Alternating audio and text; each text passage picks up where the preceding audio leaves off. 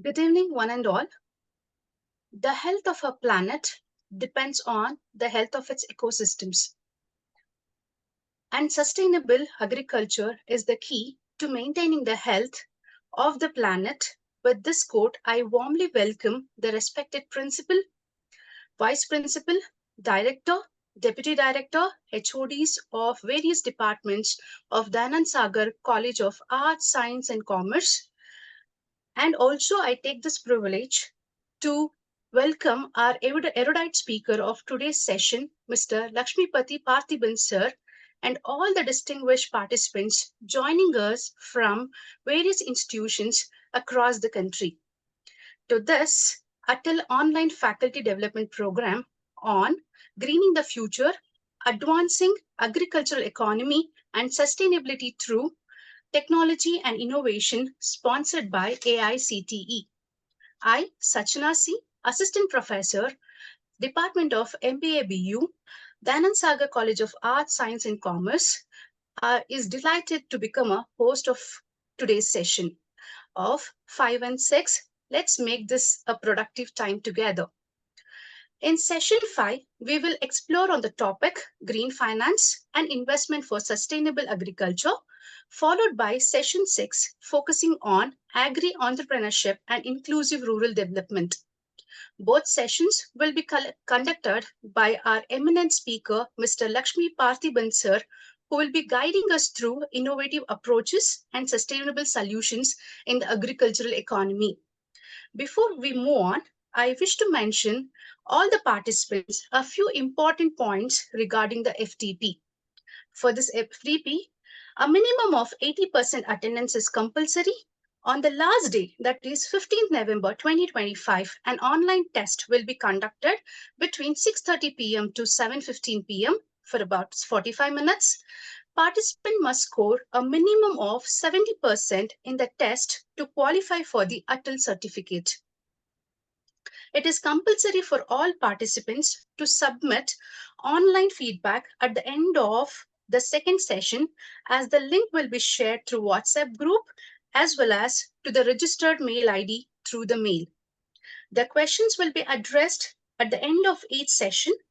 Participants can either drop their questions in the chat box or unmute and ask the question directly to the speaker at the end of each session. And I request to kindly note this particular point. Please update your Zoom display name to exactly match the one used during FDP registration, and make sure this change is completely done before joining the session. So I request all the participants, your name should match with the name that you have given when you are registering for the FDP program. Now, we kindly request all of you to make all the points, because getting a certificate from the Atal is very, very important. And let us move to the next one. That is, I kindly request all the participants to switch on their cameras so we can capture a photo for the official purpose. I request our resource person to permit us in switching on the cameras with the due respect, sir.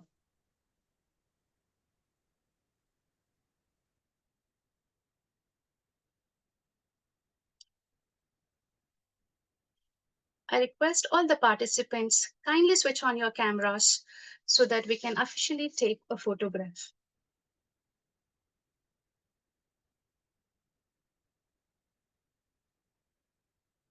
Thank you to all the participants for your support. Now it's my privilege to introduce our distinguished speaker for today's sessions, Mr. Lakshmipathi Parthiban sir. Sir is an agribusiness professional and community builder with over 7 years of experience in agriculture finance, innovation management, and risk monitoring. With a strong passion for fostering growth in the agri and food ecosystem, Sir has played key roles in lending, risk management, and innovation projects for agribusinesses, farmer producer organization, that is FPOs, and community based organization, that is CBOs. Mr. Lakshmipathi Parthiban sir is the founder of Agribusiness Talks, an agribusiness community which empowers agri and food entrepreneurs through knowledge sharing, expert talks, and networking opportunities. Through this initiative, Sir has successfully built a vibrant ecosystem that connects aspiring agripreneurs, startups, and professionals working towards transforming Indian agriculture. With Sir's diverse experience across finance, risk, innovation, and community development, Mr. Lakshmipathi Parthiban Sir continues to contribute significantly to the growth of India's agribusiness sector, blending financial expertise with a mission driven approach to sustainable rural development. Sir, we are honored to have you with us today to share your knowledge and insights on sustainable finance and inclusive rural development. I wish all the participants a happy and productive learning. Without any further delay, let us warmly welcome Mr. Lakshmipathy Parthiban Sir to lead us through Session 5, Green Finance and Investment for Sustainable Agriculture. Over to you, sir. Thank you. Thank you, Dr. Sanjana. Uh, Good evening all. First of all, thanks for the wonderful opportunity. Thank you to Institute, Dayananda Sagar Institution, and also Dr. Pavitra for bringing me here. Thank you. So yes, once again, warm good evening to everyone. So I hope all I gone through the FDP schedules from day one, and I'm following. So it's very interesting topics each and every day. I hope each and every speaker will really excite you more. Yes, today let's we talk more about green finance and sustainability angle. That is, of course, the first session, and the session 2 will be more on agri entrepreneurship and rural development mainly. So yes. So I specifically want these sessions to be more interactive. So please, participant, be a bit active, and maybe you can throw some questions in chat box as well. I'm very happy to take that. Yes. So I'm just sharing the PPT. Yes.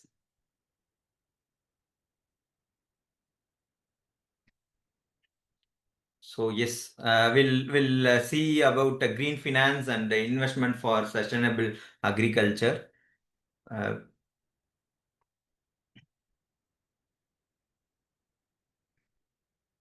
So why we are talking about sustainability, that too in when it comes to agriculture, as we all know, basically we all think, right, doing agriculture itself, it's a sustainable thing. It's of course very efficient and safe things to do without harming any nature, is what our understanding, right? But still, there is a small parameter in it. Maybe though agriculture is heart of global food security, and also, of course, it supports billions and billions of livelihood throughout the world. But there is, based on our maybe different practices, it do harm our environment. Maybe consumption of water is a one angle, and again intensive resource usage. So these are all the parameters. So how we can overcome all this?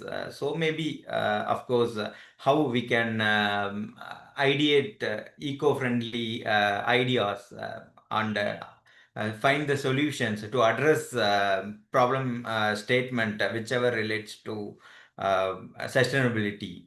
So maybe before going deep into the topic, I just want everyone to just listen some 3-minute video about green finance. So it clearly tells what exactly the green finance. Yeah. Money makes the world go round, but at what cost? Trillions are invested in activities that are harmful to people and the planet. Imagine the difference we can make if we channel money into activities that restore and heal the Earth and that benefit people and communities. We would have stronger, more sustainable economies, more resilient societies, and a healthier planet. That's why WWF is working on financing green across the globe. We need business models and portfolios that work with nature rather than against it, collaborating with public and private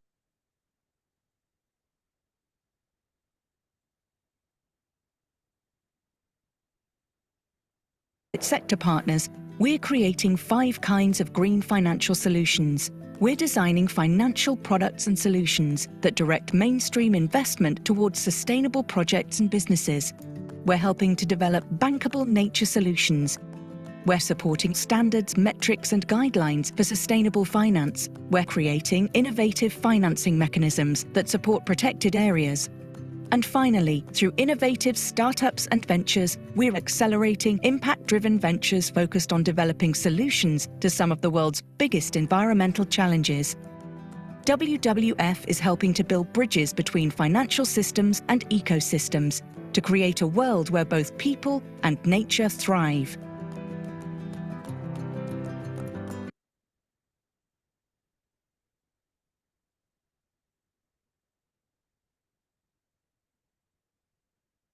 So yeah, this is some basic aspects. What are all generally? I mean, WWF is one such example. Okay, there are dozens of active, maybe organizations involved in this.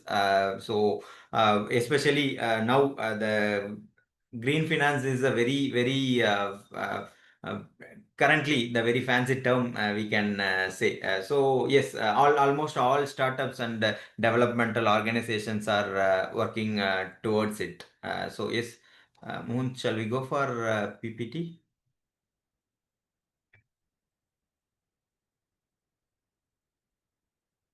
Yeah, next.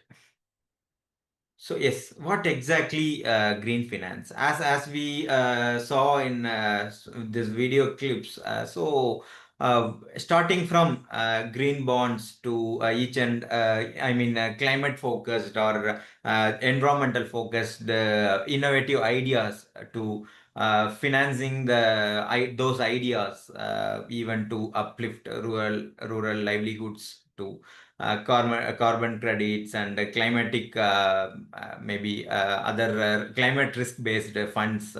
So it's all channelizing each and everything. Okay, in simple terms, what exactly the green finance means? It's simply the investment channelized towards environmental sustainable projects. So of course, it's climate positive initiatives. As I mentioned, maybe almost these days many companies, even the irrigation, many companies are working on a technology called irrigation mechanisms. So of course they are saving lots and lots of liters of water. So again, it directly relates to our environment. So the idea is that so that's why our policy, our government, to even all big consultancies to social organizations, everyone is focusing towards green finance. So what is green bonds? So this 4 are mainly key parameters. So one is green bonds, another thing is a climate fund, carbon credits, agriculture loan. Okay, so green bonds mainly, so almost it's a kind of an investment. Again, the investment directly will support some ideas or projects which is directly related to climate and environmental projects. So, and these days, almost all organizations are, especially private limited organizations, are having a mandate to invest in those bonds. Even these days, startups are investing in such green bonds. So then comes climate funds. So it's again it's a financial resources uh, purely dedicated for climatic based adaptation or other climate risk mitigation factors or any innovations purely related to the climatic parameters. So as we all know, carbon credits, when it comes to carbon credits, these now the current scenario is maybe while see now hardly we are let's assume 100 plus members, okay, roughly we are there, we are connecting this Zoom call, okay. So if we attend this in a physical manner, maybe the carbon credit is 10x more, right? The CO2 consumption will be. So again, it directly relates to that level. It's a tradable certificate these days. It's a kind of startups and other companies who are into this sustainability, SDG focused companies are claiming this carbon credits. So more policy and other parameters are towards this, starting from funding to they are deploying the manpower in a rural space to everything. So they are, it's of course, they are counting as a carbon credits. So there comes agriculture loans, of course. It's starting from lending, so renting a small activity for agriculture to again purchasing of bigger machineries to the processing centers. Everything is comes under agriculture loans. So these are all the key factors. What is of course the primary goal of this green finance is the in single line it's clearly mentioned to mobilize capital towards climate smart agriculture, low carbon activities, of course, that generate environment and financial returns. So whichever comes under this environment and financial returns for generating the environmental returns, so-called we can directly map into the green finance. So why maybe these days, maybe in last 5 years, everyone would have heard more about SDG goals, sustainability development goals, and all, right? There are more active policies in all levels, starting from products, maybe uh, products processing companies to service companies. Everyone is towards sustainability goal. For example, for sustainability, one of such goal is parameter is any processing, let's say rice mill. To process the rice, they will use boiler, right? So whether the particular boiler, whether they are maintaining the standard as per the pollution control norms. So to ensure it's not impacting or creating any harmful to our environment. So that's why these are all. So that's why even many investment these days also almost all active and big investors will ask or insist their portfolio companies to be active in to follow sustainability goals, especially. Yes, next. So yes, the urgent need for green finance. Why? So as we all know, the impact of climate. So almost 25 percentage of global greenhouse gas emission from agriculture only. Okay, so maybe different based on different parameters.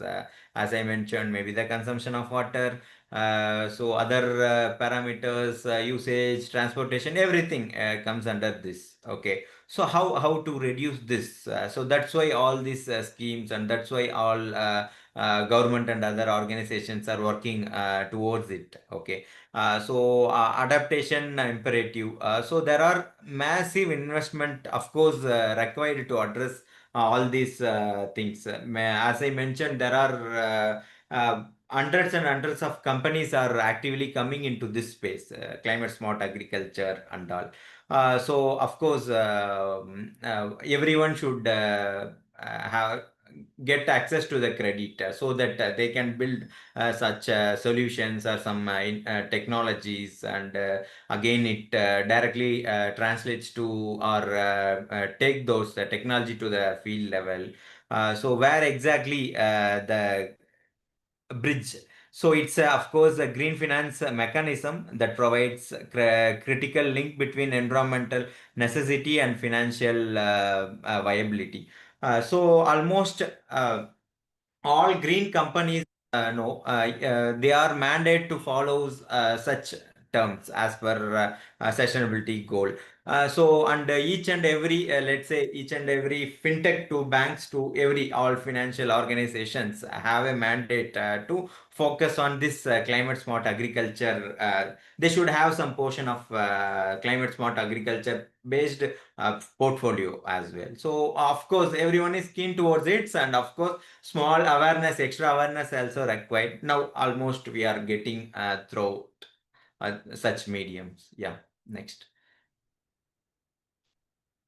So yes, so key investment areas in sustainable agriculture. So what are they? So as I mentioned, no matter it's agriculture finance to green bonds to other climate funds to everything will consist of this majorly. These are all the key investment areas. One is renewable energy, water efficiency, regenerative practices, climate resilient systems, digital innovations, of course waste to value. So all maybe all every ideas or everything will comes under this six areas. Okay, renewable energy mainly it's solar irrigation pumps, other biogas units or wind powered farm operations. All such investment will comes under renewable energy. This drip irrigations and other technology related to drip, other pumps, and mainly rainwater harvesting. So such thing will come under, of course, water efficiency. So regenerative agriculture to which wherever we are working towards soil restoration.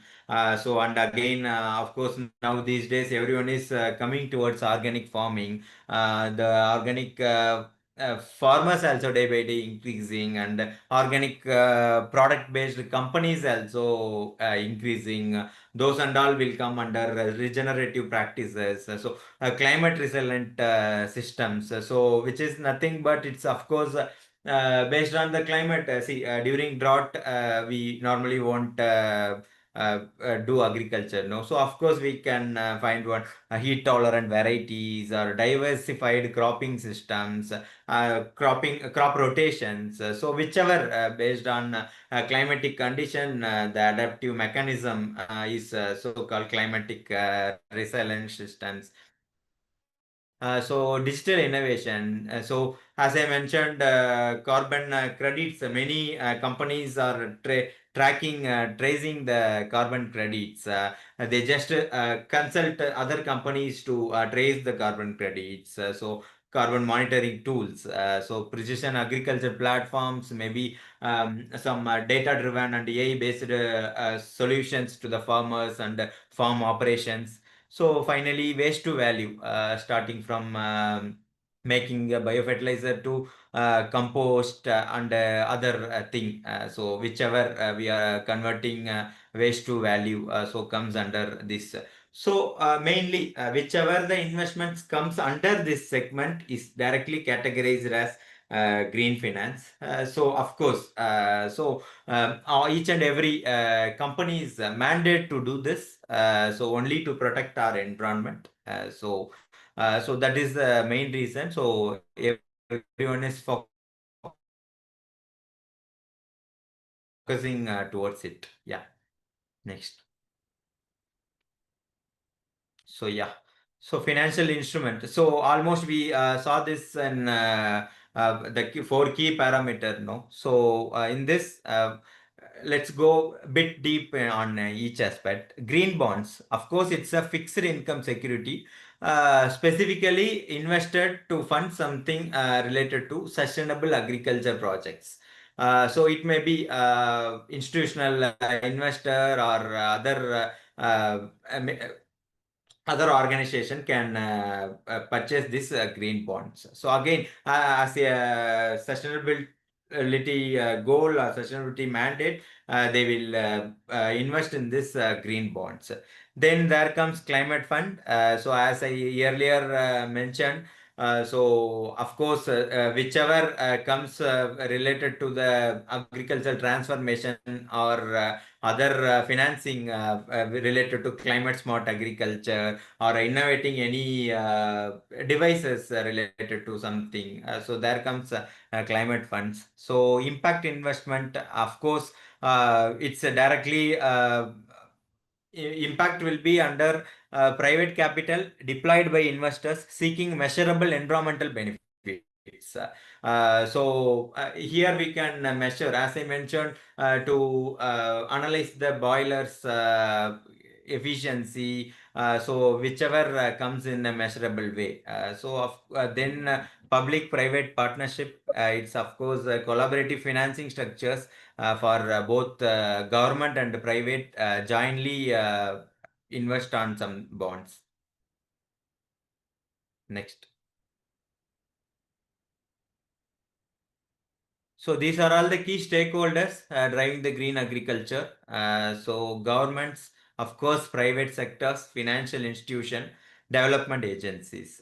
So yes, government will work more towards policy frameworks, subsidies and other regulatory incentives. Financial institution will work towards this credit lines and agricultural financing and other risk assessment, maybe climate risk and other parameter risk assessment. So private sector involved in new innovations, carbon farming, so other venture capitalists, especially those who invest on green or sustainability based ideas. So developmental agencies, which is NGOs, non-profit companies, they work more towards a capacity building, technical assistance, and project funding in both the rural side and other this company side. So they work both front end and back end. Yes. Next. So yes. So these are all the few success stories. So even you can just Google yourself about those initiatives when you are free. So of course, World Bank's climate smart agriculture investment has deployed um, millions for the activity, whichever maybe starting from innovations to other research and R&D, etc. So again, Feed Africa is one such global popular initiatives. Here comes a few Indian examples. NABARD Climate Fund deployed by NABARD. So again, SIDBI Green Projects is one such active uh, projects and FPO models, of course. For green credits, FPO, as we all know, I hope everyone knows, FPO is nothing but it's maybe hundreds of farmers joined together and form an organization. So yes, of course, they will work towards some green credit lines. So there is separate schemes also there for them. Yes, so they will work with banks and other financial institutions. Yes. So, and also maybe Rabobank and Bill and Melinda Gates Foundation, all such uh, again another global success stories. So Samunati, it's a Chennai-based Indian agtech companies. They are actively involved in such green initiatives. So they are mainly uh, collaborating with Bill and Melinda Gates Foundation and Rabobanks, USAID, etc. To support FPOs.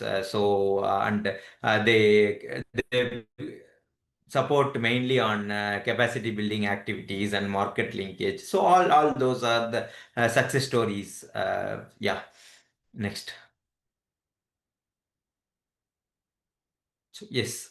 So what are all the challenges and opportunities? Of course, awareness. Awareness is the big, as many of only the whomever involved in such a field is having some knowledge on this.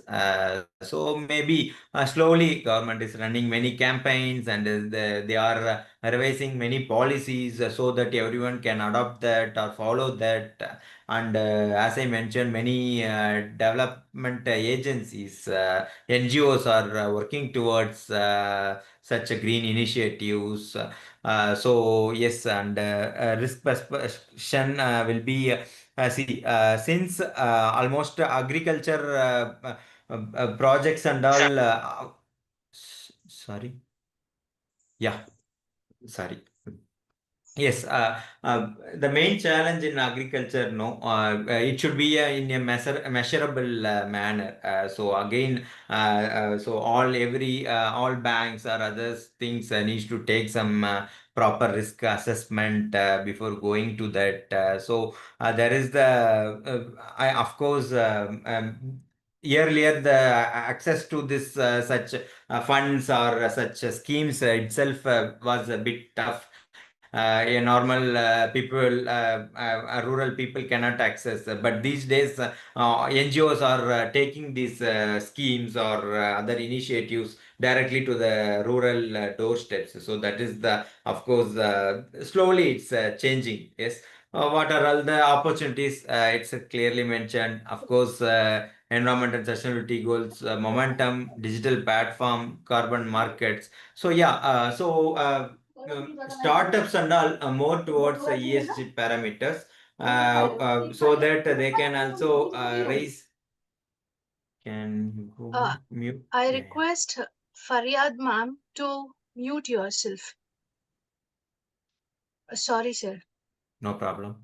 So yes, these are all the opportunities, and as I mentioned, many investors are also are seeking such green based, sustainability based companies, climate risk or climate smart agriculture focused companies to invest.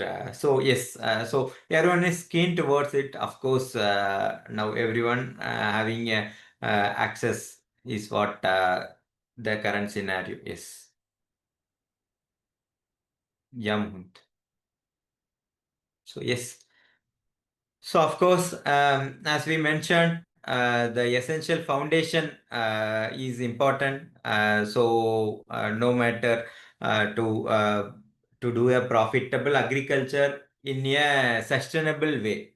So in a easy way, in any means, in terms of effective usage of resources to effective method to proper choosing the proper varieties to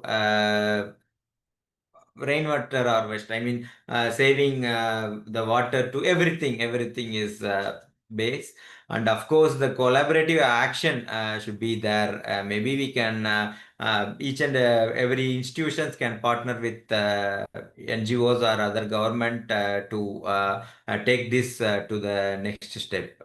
Yeah. So yes, this is simply all about green finance. So anyone having a question, we can, of course, I'm happy to take more questions. We can discuss it, elaborate. Yeah.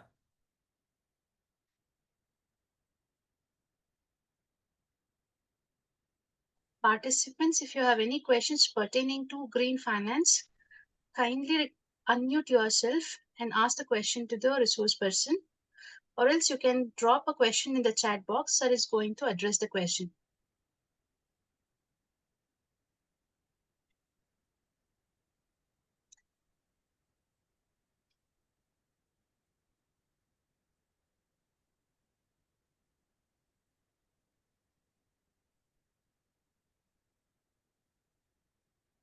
Any questions from the participants?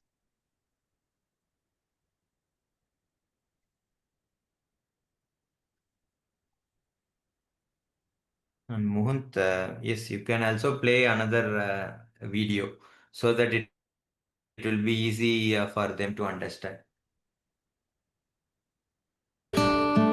You've probably heard the terms carbon credits or carbon offsets. But what exactly do they mean? A carbon credit is a unit corresponding to the avoidance or removal of 1 ton of CO2 from our atmosphere.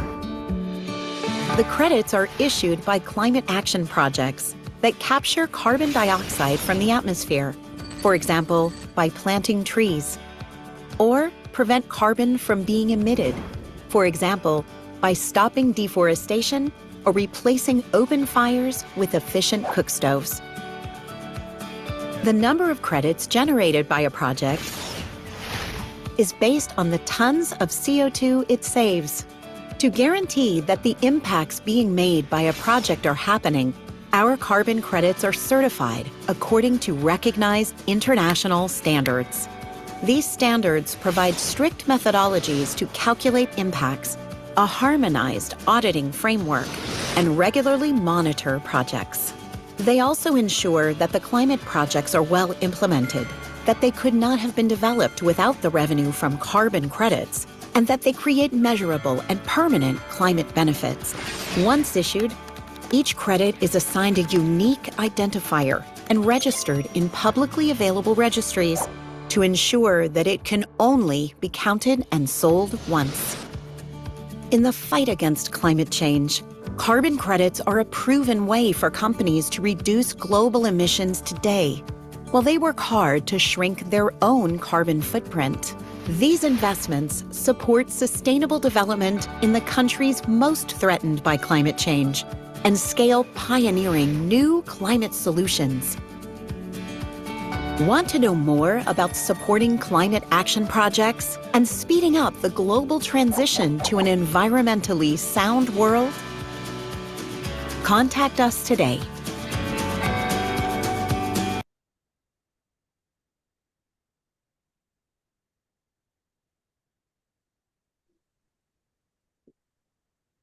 Yeah, I hope the basic understanding of carbon credits will be there through this video.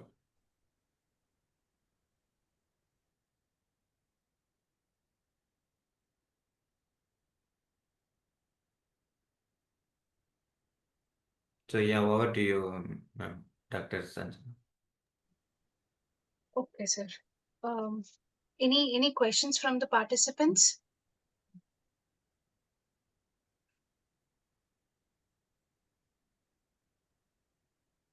Okay, any questions pertaining to green finance, carbon trading?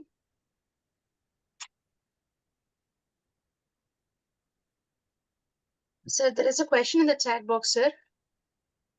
Yeah. Are we have any regulatory authority for carbon credit?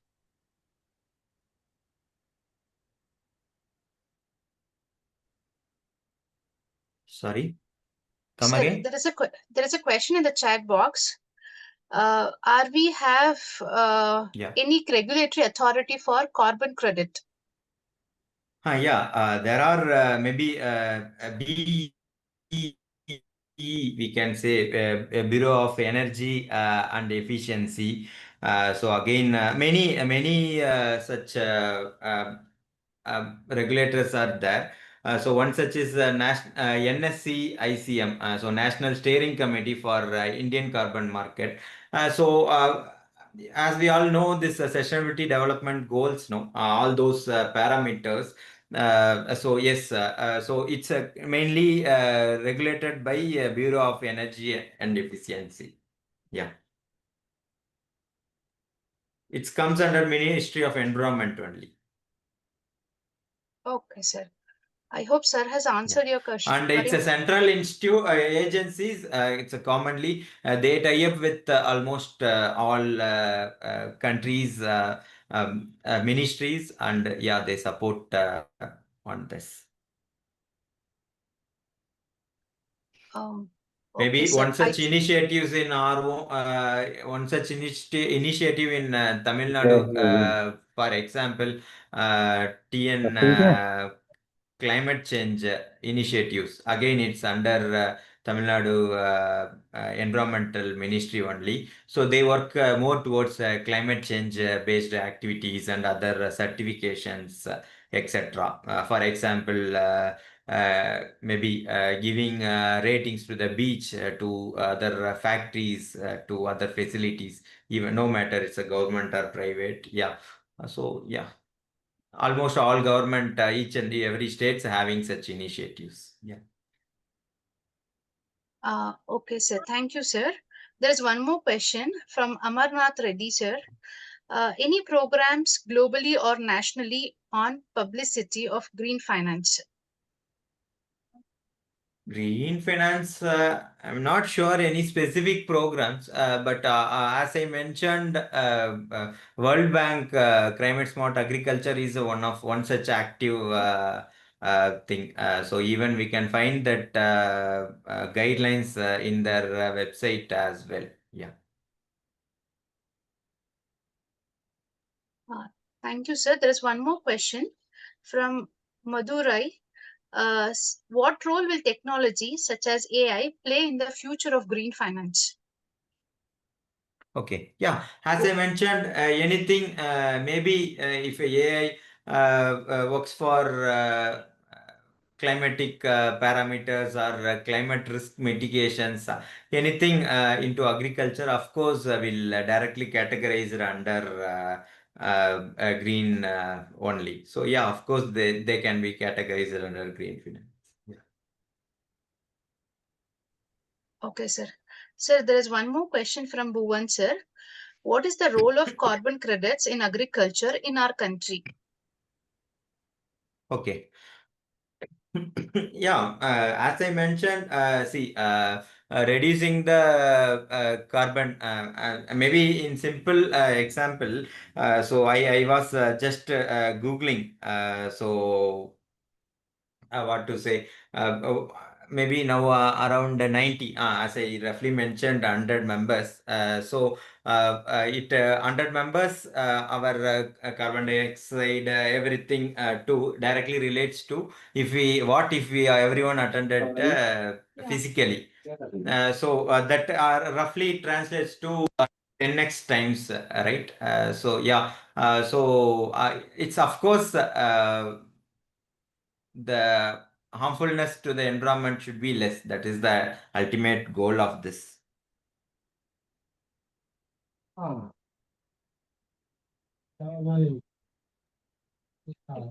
Any other questions from the participants?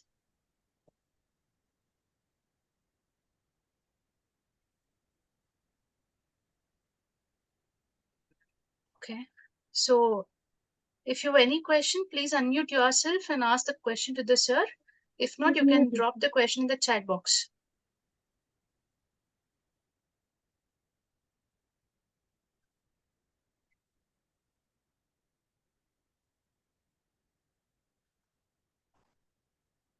Mohant, you can also share those link in chat box, those video link, and Yes, this sir. related to carbon credit. Yeah, they can access that as well.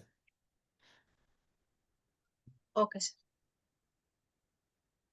Any questions?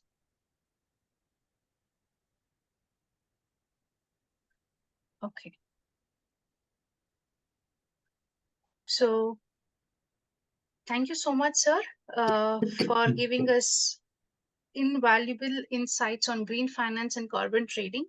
I think our future is all about green finance and carbon trading. So let us take a break for 5 minutes. I request the participants not to leave the meeting as the session 6 is going to start in the same provided Zoom link. So I request the participants to be in the session and let us break for 5 minutes. Thank you.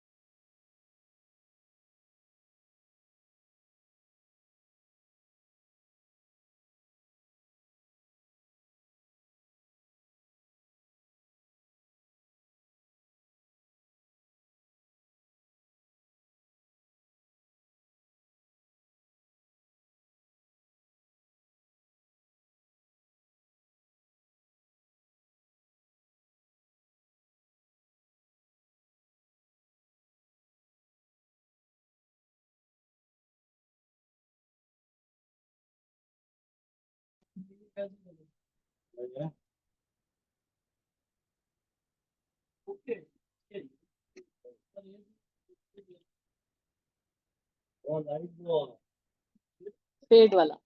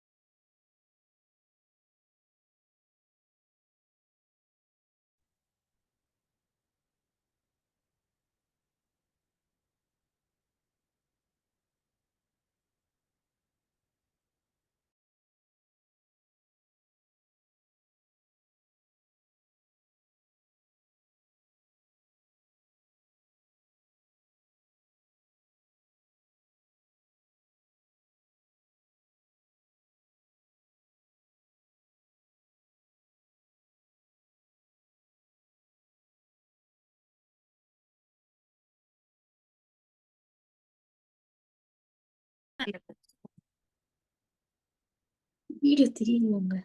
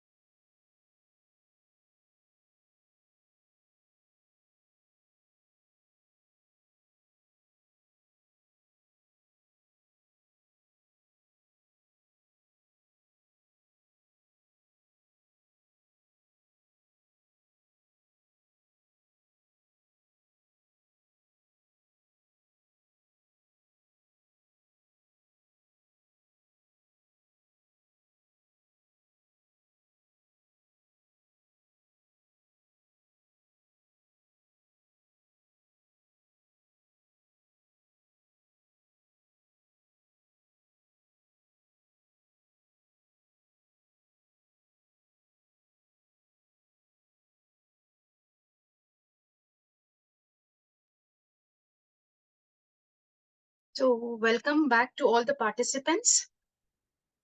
So let us begin with the next session. I also welcome the resource person for the session 6 titled Agri Entrepreneurship and Inclusive Rural Development. Now I request Mr. Lakshmipathi Parthiban sir to take over the session. Over to you, sir. Thank you, Dr. Sanjana. Yes. Okay. So we'll start our next session. So see, at least the previous topic was green finance, and of course, many of you, it's a new first time you all hearing about green finance, right? So now it's a very common thing. So each and every one of you would have came across such maybe into the agri entrepreneurship, other rural development activities. So either way, either your profession or any of your relatives or friends, definitely would be. So of course, let's make this session more interactive. Okay, yeah. So yes, Mohant.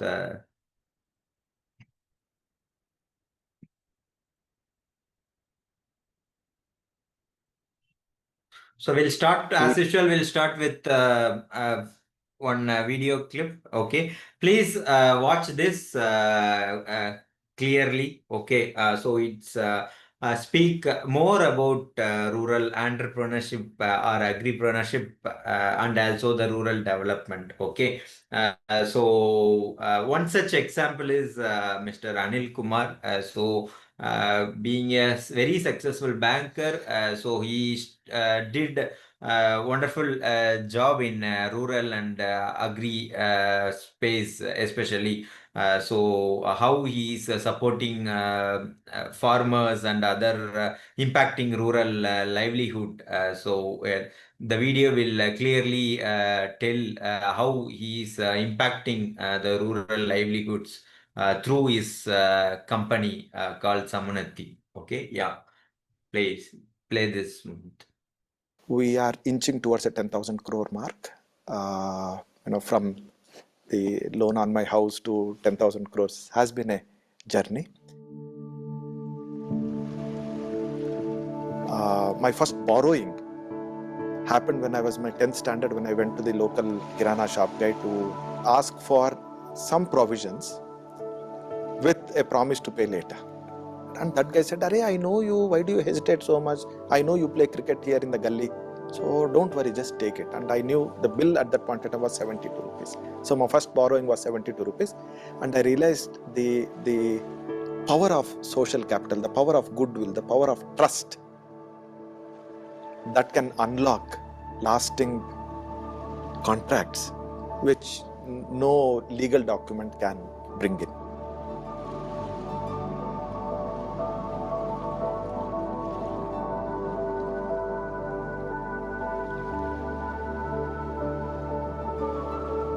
My entry into banking was a blessing. I was doing my engineering, took the Banking Services Recruitment Board exam during my +2, and my family was actually spending 50% of our family income at that point in time on my studies. So 6 months into this engineering is when I got a job in Canara Bank, is when the choice was obvious that I better leave my engineering, save that, that outflow for the family and start earning. My first posting in banking in Canara Bank happened in a rural branch. So my baptism into banking happened in rural, which is predominantly agriculture, because rural and agri are two sides of the same coin. So there were hundreds of customers who did not know how to write, and they were dependent on the branch of Canara Bank at that point in time to save, to borrow, all of that. And one particular episode, there was one customer of ours who did not have one leg, youngster, could be about 30 or so. He was coming to the office, sitting the whole day and going back. And I was wondering, why is this gentleman coming, sitting and going back After the third day, I went to my manager and asked, why is this gentleman coming and going? And I was new, I had no clue. And he said, no, his loan is to be renewed. And the person who is supposed to renew is either busy or is on leave, something like that. I actually lost my cool and fought with my branch manager saying, you could have asked one of us, no, why do you make this gentleman suffer? Realized how vulnerable these people are and their dependence on the bank funding. A lot of our products as a bank at that point in time were designed from the perspective of the provider of the product, which is from the perspective of a bank. So a crop loan, which is given to a farmer, what banks were doing or continue to do in most of the cases is disburse, expect the customer or the farmer to keep the money aside, invest, harvest and pay back. But the issue is this person does not have a bank account or has many demands on this money. So the moment you have liquidity, the investment may not happen in the activity. You actually may end up using that precious liquidity for something else. And then when they have to invest in the crop, they may either compromise that step or go to informal money lenders, sell their crop in advance, or do high cost borrowing, which all have an impact on the harvest, the extent of realization that you get from the harvest, right? This is if the crop goes through the entire cycle. Now imagine, for whatever reason, if the crop fails. Now from a debt perspective, you are indebted completely, but then as an activity it has not gone through, but you have used the money, you have to still pay back.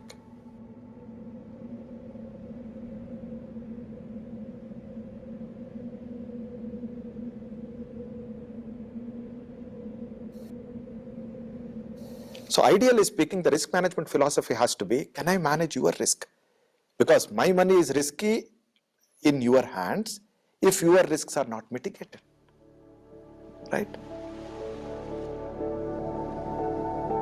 The only way to make agriculture happen is in a symbiotic way, aligning the incentives, being a partner, being together, right? Those are the things that got ingrained thanks to these experiences. And the best thing again for me to have happened is it was during that period that I stumbled into heartfulness. It gave me what is an anchor, something to hold on internally, and the kind of decisions that I could make which don't sound too logical from a risk perspective. Samunati started with a loan on my house and my provident fund money from my previous employment. So I took a loan on my house to the extent of 50 lakhs and my provident fund money was about 30 lakhs and I'm from a lower middle class background. So other than that I had nothing. Getting investors was a problem because lending at that point in time, that too in agriculture, was not, it's actually an oxymoron. Lending and agriculture and a private entity, people were a little apprehensive about the model. Many people dismissed, saying, "Arey, he has gone crazy." And one of the investors said, "I will put in money if you confirm that or commit that you will do only agriculture." He said, "Neki aur pooch. That is what I wanted to do. And you are saying you would support me, so let's go with it." And that's how the journey started. Once I got the first check, there was no looking back.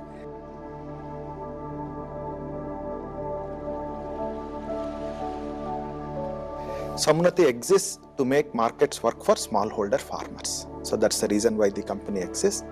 Samunati, as the name suggests, is collective growth, collective prosperity and collective elevation. It's a Sanskrit word which is a combination of two words, Sam, Unnati.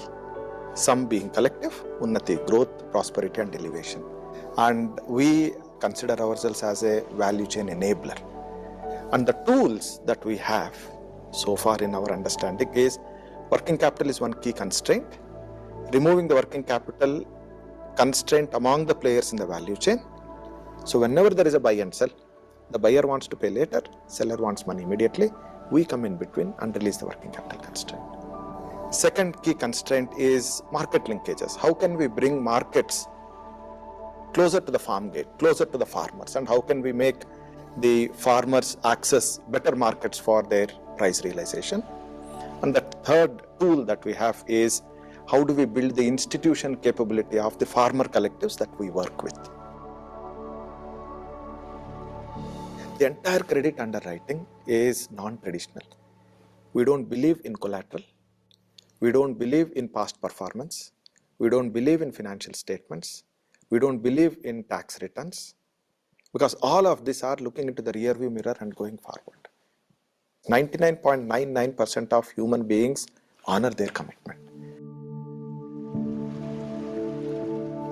From a geographical expansion, we are in about 22 states now. We are about 650 people in Samunnati. From a gross transaction perspective between Agri finance and Agri commerce, we are inching towards a 10,000 crore mark. From the loan on my house to 10,000 crores has been a journey. But the best part from a financial perspective, when many people said, why are you getting into agriculture and lending? The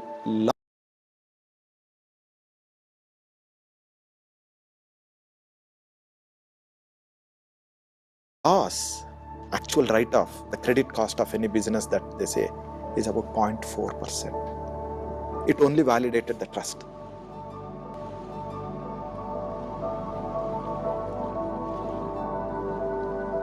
Any important meeting in Samunnati, whether it is the entire town hall that we have with about 650 people over Zoom, or a leadership call that we have, before any such important meeting, we actually center ourselves. And all that we say is, hey, can we close our eyes and make a prayer that the one who is guiding us guides us to make a right decision, which is in the interest of a larger humanity. So we are not touching, any personal beliefs and faiths of the leadership team or the team members. But then the prayer is universal, right? All that we are saying is, hey, guide us in the right path. And our right path is what we are going to decide in this meeting benefits a larger humanity. So there are costs of learning. Some decisions go wrong. There are many instances of being driven by intuition, being driven by what feels right, though logically it may not. And case in point is the first wave of COVID. We had two options as an organization. One option is preserve our cash flows, because we had no clue whether we'll have money or not. But what felt right for us at that point in time is our customers are also going through the same liquidity constraints. This is the time that you need to be with the customer. When you say you are a partner, you have to be a partner. So we made this decision that we will not hold the money back. We will turn around. In fact, we increased our disbursements.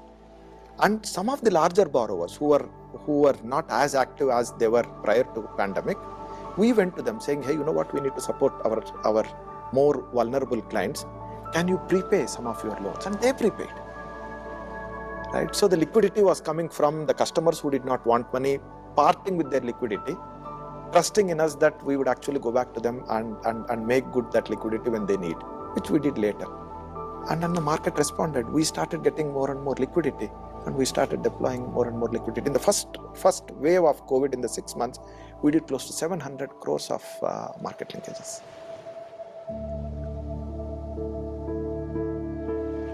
When a company lives for the purpose for which it exists, success and profitability comes automatically, than the reverse of it. And the dimension is markets have been working off the farmer. We are trying to replace the off with the for. Markets working for the farmers, farmer at the center. This is why we exist, and this is what we do.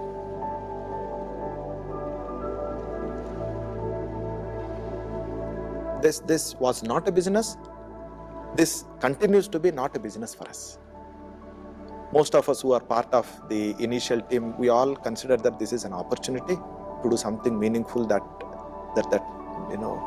gives us some satisfaction that we are here for a purpose.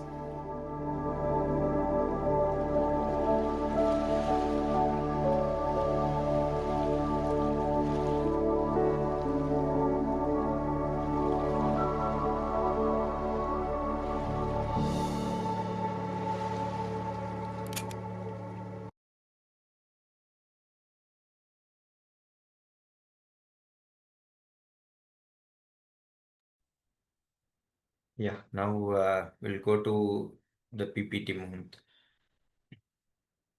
Yeah, I hope everyone watched this video clips. So yeah, why we plan to play this is Samanati is Agri value chain finance company. So he was a successful banker and turned a successful entrepreneur. So now Samanati closely works with almost 5,000 plus farmer producer company in our country, which translates to each and every FPOs roughly having thousands of active farmer members. And also more than 100 plus agri value chain. They are working. So value chain is nothing but from agri input to till the end produce to the consumer. Okay, the entire value chain. So they are working on, for example, paddy is one such value chain, maize is one such, dairy. So yeah, so I when it comes to agri entrepreneurship, I thought of mentioning him because Samanati started as a dairy loan company to support dairy farmers in northern part of Tamil Nadu, which is Tiruvannamalai. So now they caters almost all trade transaction. You name a company in agriculture, they will be the part. So their strength is both forward and backward linkage. So why I'm telling this is backward linkage is not forward and backward linkage is nothing but uh, they will support FPOs and other farmer members to from starting from input to other processing, etc. So and again till the end produce reaches to the market. For example, Guntur Chili Farmer Producer Organization will supply to XRY masala companies. So yeah, market linkage. So they work on end to end. So it directly impacts rural livelihoods and other farmer members. Yeah. So now we'll go to the slide. Yeah, Mohit.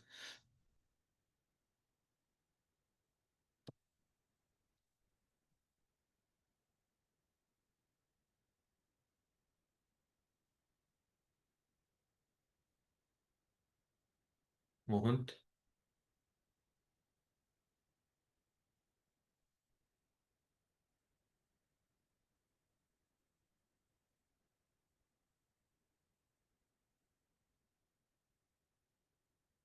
Yeah. Next. Yes. What is agri entrepreneurship? So what basically entrepreneurship? Can anyone at least tell? Otherwise, just drop in a chat box. I'm just viewing chat box. What is basically entrepreneur? Who is entrepreneur? A person who starts a business in any kind of field. Okay. Okay. So he is a businessman or entrepreneur? What is the difference between businessman and entrepreneur? Sir, Can businessman anyone? will continue the hereditary business, or it's like that. An entrepreneur is the person who is having innovative thoughts in his mind, where he wanted to prove in his innovativeness in his product. Exactly. Yeah. Super, ma'am. So yes, so as at least few of you would have came across this very famous meme, no? this entrepreneur, businessman versus entrepreneur, right? For example, maybe let's say fruit commonly, orange. Okay, the businessman will buy apple or orange for 50 rupees and sell it for 70 or 100 rupees. Whereas the entrepreneur will make it into the juice or squash or jelly, whatever, and they will sell it the same produce to 200 or 250, right? So it's all about other interventions or tech interventions or new ideas, technologies, and so see, it's no business should start for profit motive, right? So maybe you just name a company or a brand, whichever comes to your mind. Okay, they all started working towards the problem. Okay, they just want to solve. They will take some problem statement and they will work towards the solution. So yes, only then they can succeed, right? So for example, um, I mean, I'm talking about general entrepreneurship. Okay. For example, what is the problem they identified among us? Why we all are actively ordering from Swiggy or Zomato or Uber Eats? Because many of us are,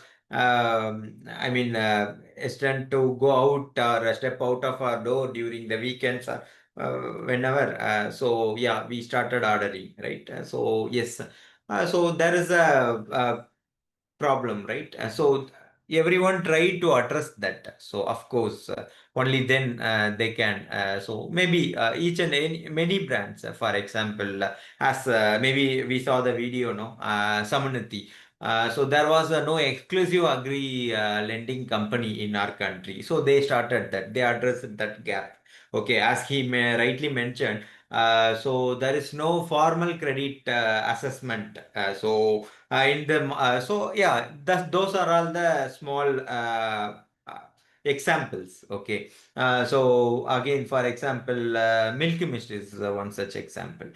So they identified where exactly the gap, right? So many milk brands, dairy brands are there, but they fully focused on value-added products. They are not supplying raw milk, right? They are very strong in paneer, especially. So they are exporting it as well. Okay.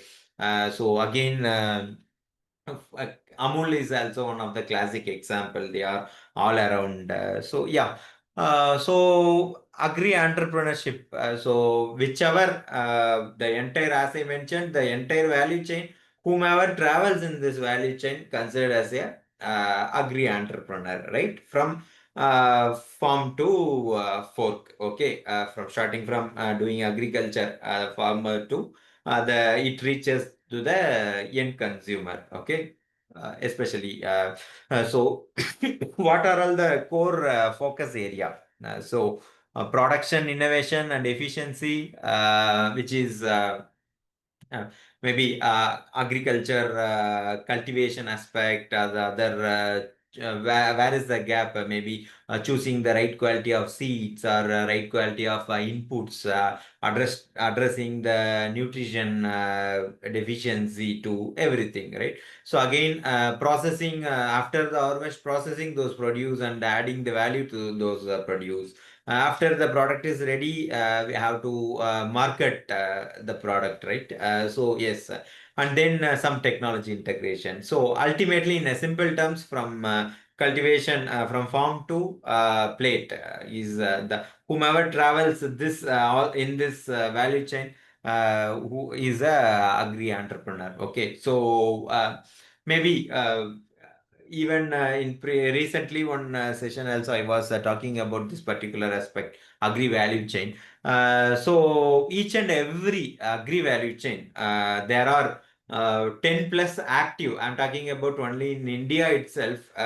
So there are 10 plus active startups are there. Maybe input, many companies, maybe Big Hat, The Hat, they are all understanding the actual requirement of the gap of the supply. Maybe many farmers are unable to identify the right seed. So they are supplying, and even they are delivering to their doorstep.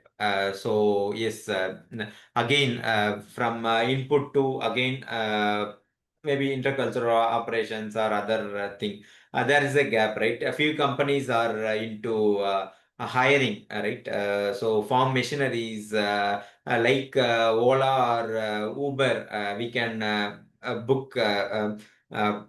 Even Tamil Nadu government also launched that particular app through Uravan app. We can book a tractor for hiring. Okay, so many startups are into that hiring model as well. Okay, so it's just identifying the gap and bridging that particular gap. Okay, in a with comfortable and affordable solutions. Yes. So yeah, next. So why agripreneurship matters? As we all know, almost 80% of our Indian agriculture farmlands is a fragmented, right? Smallholder farmer. Only 20% is the large farmers. So 80% of farmers are smallholder farmers. Okay. So of course, almost 60% of Indians population relies on agriculture for livelihood. So yes, so they directly depends on agriculture only for their livelihood.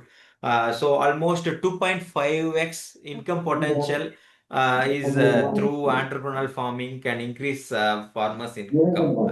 So yes, so see where exactly, as I mentioned, uh, farmer will farmer will give fertilizer, other inputs to their crop. Maybe they will harvest.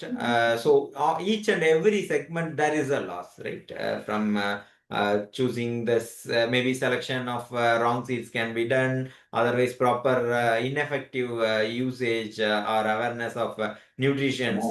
Maybe the another way. Again, while harvesting, maybe farm waste will be there. So how efficiently each and every value chain they can concentrate.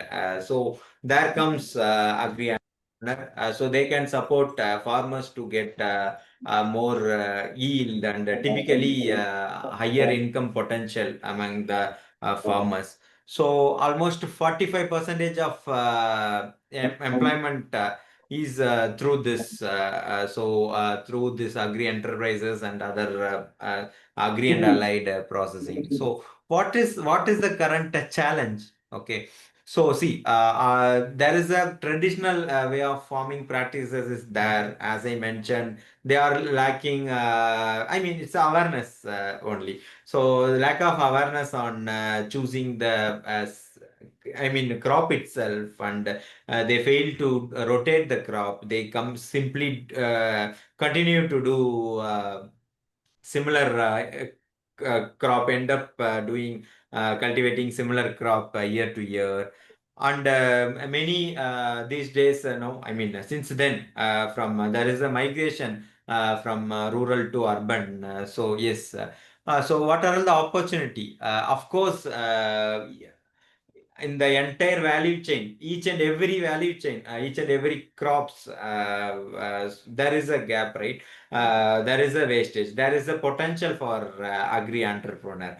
They can many, for example, I was mentioning about input startups, no, Big Hat and D Hat, AgroStar and all. They are working on I mean, input from fertilizer, pesticides to seeds, everything.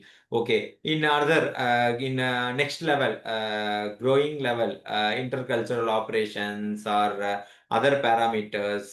For example, feeding the data. A few companies are there.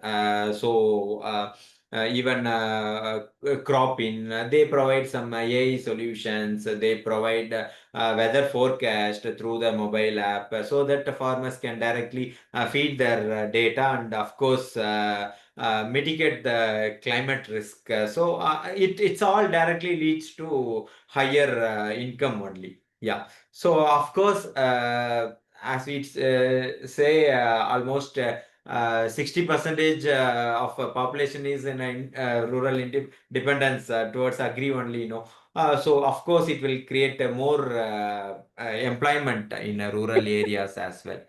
Yeah, next moment. Yeah. So yes, I was talking about this. No, this is the value chain. So from input supply to production, then agri services, marketing and distribution, processing. So yeah, these are all the scopes in agri space. So maybe supplying the seeds, fertilizer, advising them.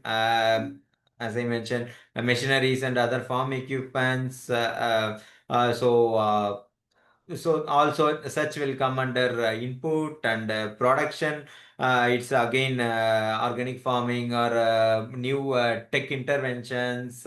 Ultimately, how to increase their yield. Of course, it directly translates to their farmer income. Then agri services, as I said, the cropping, plantics is one such app. So they will give consultancy through mobile application. They will give consultancy. For example, the farmer can just send a photo of crop. The AI will identify what deficiency or what pest it is, and they will suggest. It will suggest control measures as well, and marketing and distribution. So many agri focused e-commerce are there. Maybe see there is a huge gap in maybe access to the farmers. I mean, tools and other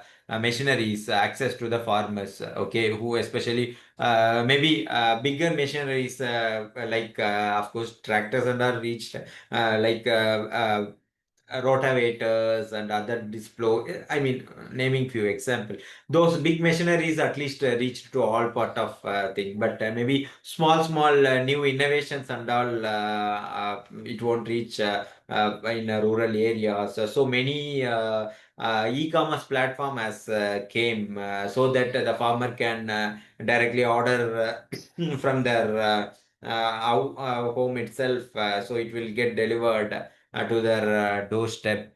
So again, they can also sell their produce market platform, marketplace. Many maybe recently one of my friend is doing one app called Findicus. So they are mainly a marketplace for livestock, dairy and goat, cattle and goat marketplace. So same wise, many companies are working on crop. Many are. There was one Bangalore-based company, Resha Mandi, who deals with silk. They are the first player in a private marketplace for silk value chain. So yeah, these are all some examples. So again, processing and value addition. So almost now we are seeing many brands, food brand. So even Reliance to DMart to everyone is having their own brand, right? FPOs, and now almost many FPOs is having their own product. Many emerging companies, new companies like Two Brothers, even Sudandra, it's a Tamil Nadu based company. So they are run by again agri students, agri graduates only. So they are cultivating and processing and taking the end produce to directly to the consumer. It's a D2C brand.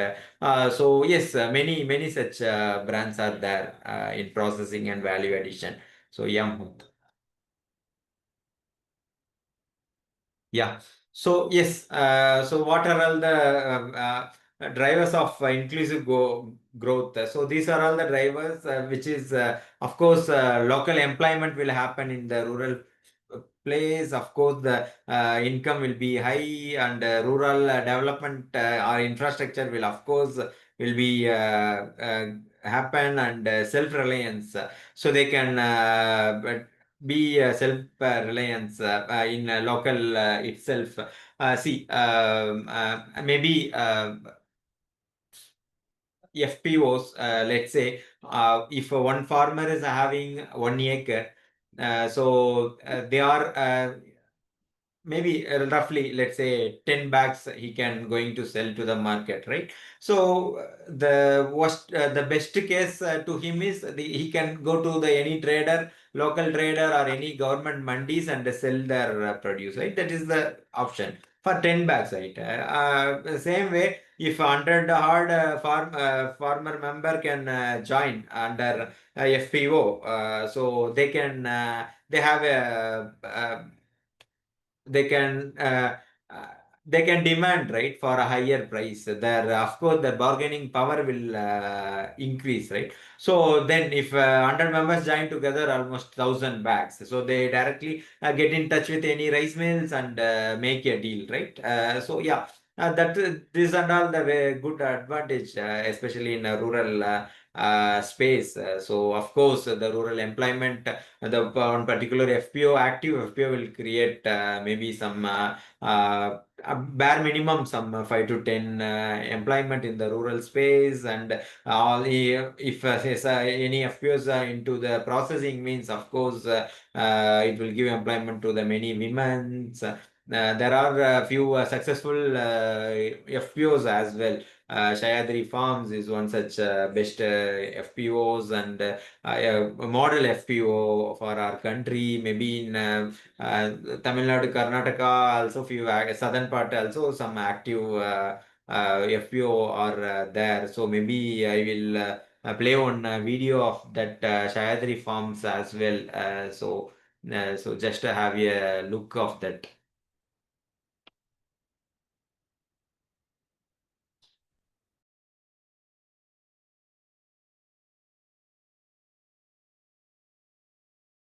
இந்த எஃபிஓ மாடலில் ஒரு inspiring story தான் Sahyadri forms from Maharashtra.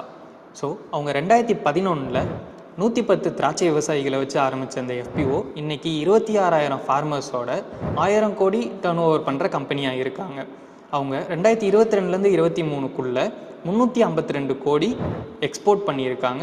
வெறும் திராட்சையில் மட்டும் ஆரம்பித்த இந்த company அதுக்கப்புறம் pomegranate, banana, cashew, mango and tomato ப்ராடக்ட்ஸும் ப்ராசஸ் பண்ணுறாங்க.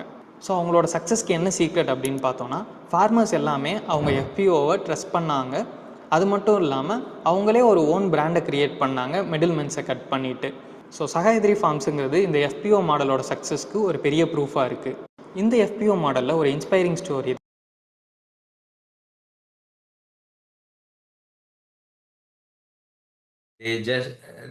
They just started as a simple thing with grapes, and they are now maybe a few hundred crore company. Okay. So yeah, as I mentioned, the bargaining power will of course will be advantage of that particular and especially the rural infrastructure will of course will develop, right? So the basic processing center can be happen.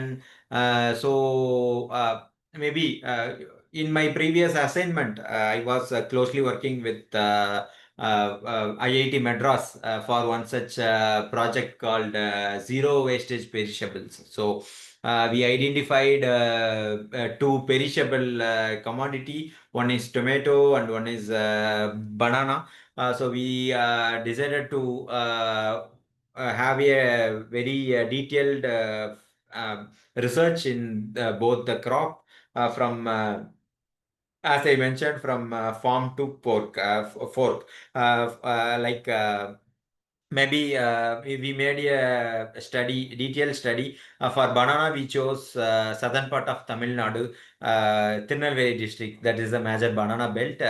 So we decided to study, and we decided to cut the waste across the supply chain, across the value chain, banana value chain, right?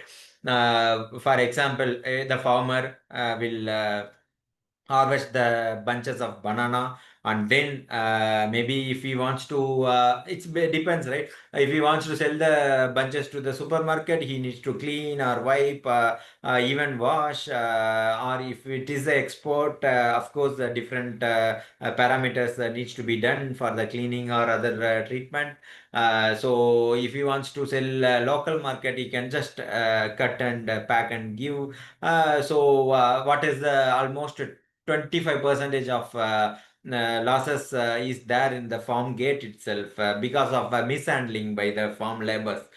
So we tried some solutions to cut down that. Maybe I don't know how many of you saw that video. It's a very famous video in Banana Valley chain. In other countries and all, the banana harvest itself will takes place neatly. It will be linked to the chain, so and conveyor, so without damaging the bunches, so it will directly load to the truck or container. So yes, again, in next level, so the entire plant will be waste. No, so we there are small players or women self-help group and other NGOs who is working into banana fiber based cloths, and they are also making banana sheath based baskets, flower vase, etc. So yes, so we just mapped those fibers. We deployed a few farming communities to maybe completely remove the fiber from the banana plant and supply to them, so that they can further soak some process, then make it as a fabric or basket, whatever, flower vase. So again, that is a one value addition, right? Instead of just simply throwing in the field, and so they can make money out of it. One basket in IKEA and all, for laundry purpose, they are using, they are selling for almost 2,500 rupees. So they can sell directly to such supermarkets. They are even, there is the scope for exporting it. So all these are possible only if such communities, organizations, or other farmer member join together actively doing this in entrepreneurial mindset, right? Banana fiber based fabric also there, like shawls, etc. also there. Again, from next level, as I mentioned, the washing and the further processing, banana powder, we plan to set up a unit of banana powder making unit in that rural space itself, so that and they can cut the cost and just supply to their maybe in a 5 kilometer, 10 kilometer radius processing center. So there they will process the banana powder and make their own brand. So it's a wonderful baby food. So yeah, each and every process, there is a value addition, right? Value addition is nothing but, as I mentioned, that orange, direct orange to orange juice. So of course, if we add the value, we can sell it for a higher price, right? So of course, it directly translates to the farmer income. So yeah. So if we sell rice, it's a 60 per kg, and if we sell say rice flour, it's around 100 or 120 rupees per kg. Yeah, that is the difference. So yeah, each and every value you add, of course, it directly translates to the income. Yeah. So yes, ultimately in that particular project, we tried to deploy the entire value chain, processing center to marketplace to everything. We tried to set up in a rural space itself, so that the rural economy will increase, and their collective growth and employment, of course, will increase. At last, the loss can be also reduced. So yeah, next. So yeah, what is inclusive rural development? So of course, it's a gender equity, youth engagement, small farmers, environmental care, economic access, social integration. So yeah, why I kept on repeating FPO means it's a wonderful model. As we all know, Amul is the classic example for globally. It's a classic example. So now Amul is owned by few lakhs of farmers, right? It's running under cooperatives only. So it's a global household brand now, right? So likewise, FPO also government mandated. They launched some 10K FPO scheme, and they deployed many funds and other schemes to the FPOs, so that many even many NGOs also help farmer members to promote FPOs. So to start one FPOs, they will handhold throughout the journey, starting from registration of the company to processing to marketing. So they handhold. So ultimately, the entire rural development will happen. Of course, there will be the more employment for women as well in that particular locality. So yes, of course, they can jointly access many grants or many even funding. They can approach banks for the bigger funding for the development of infrastructure as well. Yeah. Next. So yeah. So how agri entrepreneurship promotes inclusion? Yeah. So yes, it's a collective strength. So it supports FPOs, self-help groups, and other cooperatives. Giving a small farmers a negotiation power and market access. So as I mentioned, 1 acre versus 100 acre. Right. Again, women leadership, especially in rural space, and the technology access. Right. For example, if one single farmer cannot buy hi-fi soil testing mission or any other thing, right? But if jointly as a collective they do, they can focus more on. I mean, as I mentioned, 1 acre with 100 acres. So if they buy one machine, all 100 farmers can use the same machine, right? So the technology access is became easy, and of course capacity building. Many even we were talking about Bill and Melinda Gates Foundation or USAID and other even World Bank. They are having a many schemes. They are deploying many such funds. Through promoting agencies, even NABARD, NAF, National Agro Foundations, all such. They will improve, they will give capacity building trainings and other managerial aspect training to the farmers and FPO's CEO. Yeah. Next.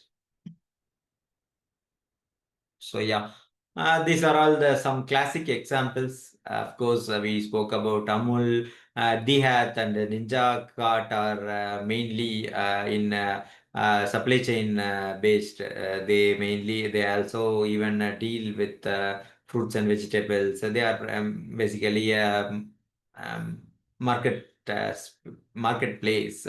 And again, there a few other brands also mentioned in that image. Green Bird Labs is again another classic example. See, as I mentioned earlier, what is the problem they identified here? Let's say Green Pod Labs, while transporting, no, mainly, especially the perishables, easily, the whichever easily decayable, no, fruits and vegetables is a highly perishable commodity, right? So during the shipping, no matter it's a domestic or international, during the shipping, the loss is huge, right? So each and every fruit, for example, mango, right? Mango, if one fruit started ripening, the again it will emit some ethylene. So it will be absorbed by other fruit, and it will also ripe. Okay, so to arrest that absorption, they launched one pods. It will absorb ethylene from the fruit. So in a box, each and every boxes, they will just, it's a kind of it will be similar to silicon pouches. Okay, so the pod, a small pod will be there. They'll just put into the box, and it's, of course, it's a food grade only. Pack the box, so of course it will absorb the ethylene, so that it won't allow other fruit to ripe. So of course they identified that particular problems, and try to give solution for that, and of course they are pioneer in that sector. Yeah. Likewise, as I mentioned, Samnadi is a key player in lending to the farmer members in the rural space, and Big Hat and all supplying some input to the space. So yeah, even Vehicle are dealing with Vehicle Ninja Craft and all dealing with fruits and vegetable space. Yeah. Next. So yes, Muhut, before that, we can also see this Milky Mist. No, again, how he transformed the rural livelihood through his venture. Yeah.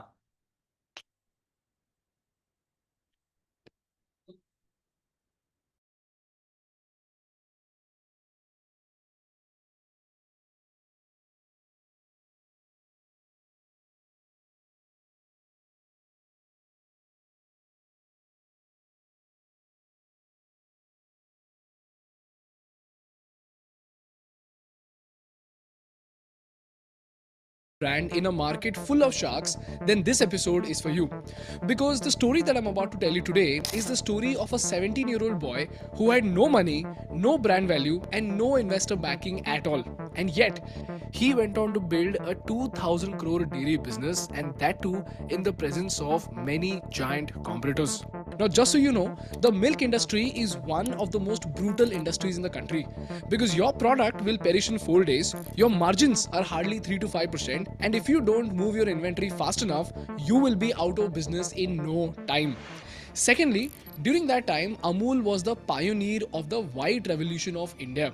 So much so that in the 1960s, if you look at this graph, we were importing 50,000 tons of milk powder. But by 1990s, we became a net exporter of milk powder. Operation Flood, which ran from 1970 to 1996, is the world's largest dairy development program, where the farmers would collectively decide their rates and sell directly to the dairy. This was the birth of Operation Flood under the newly formed National Dairy Development Board, the world's biggest dairy development program, that transformed India from milk deficiency into the world's largest milk producer. This was the effect of the white revolution on India. So during this time, all these milk brands and cooperatives had the perfect recipe for domination, which were money, brand value, and technology. Whereas this 17-year-old boy neither had money nor did he have the technology to scale his business, and let alone brand value, nobody even knew he even existed. This boy that I'm talking about is one of the most underrated entrepreneurs of India who goes by the name Satish Kumar, and the brand that he built is none other than Milky Mist. And today, Milky Mist is such a successful brand that they sell 2,000 crores worth of dairy products all across India. So in this episode today, ladies and gentlemen, let's go deep and find out how did a 17-year-old boy carve a space in the challenging battlefield of the Indian dairy industry? What were the business strategies that helped Satish build a 2,000 crore company with very less money and no investor backing? And what are the business lessons that we need to learn from the rise of Satish and Milky Mist?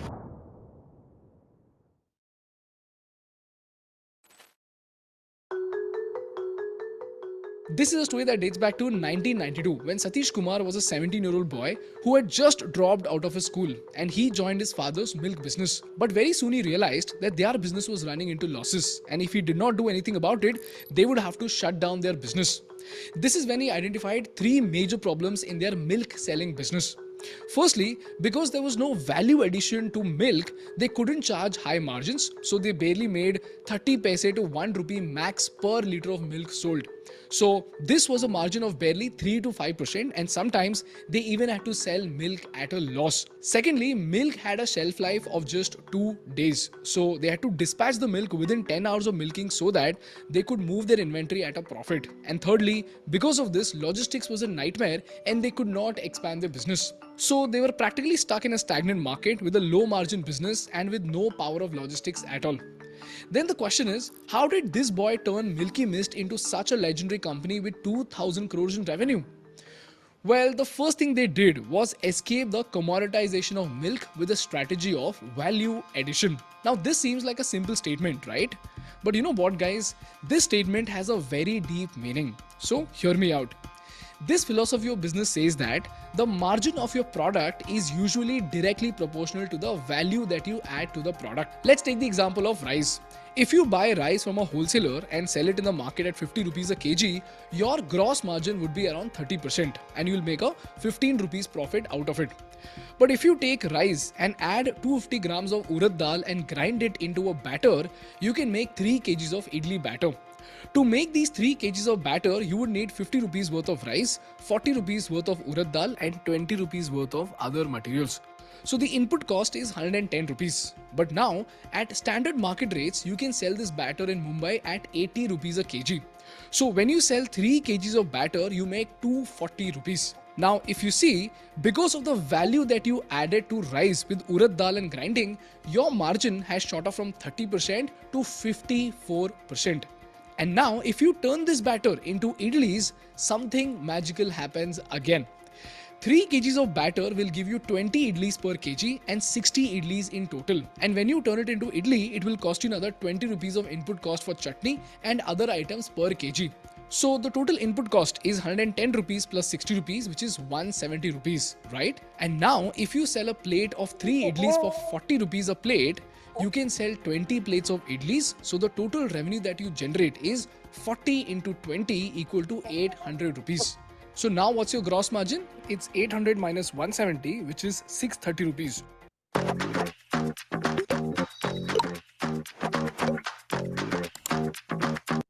Or 78.75%. So if you see, the idli that you're selling is still made out of the same 1 kg bag of rice. But your revenue has shot up from 50 rupees to 800 rupees. And the gross margin it commands shot up from 30% to 78.75%. So you see, as you added value to the commodity, your margins shot up from 30% to 54%. And then when you turn the batter into idlis by adding more value, the margins went up to 78%. This is how, ladies and gentlemen, companies turn a commodity into a high margin product by value addition. If this is very, very clear to you, let's see how Milky Mist applied this philosophy to milk.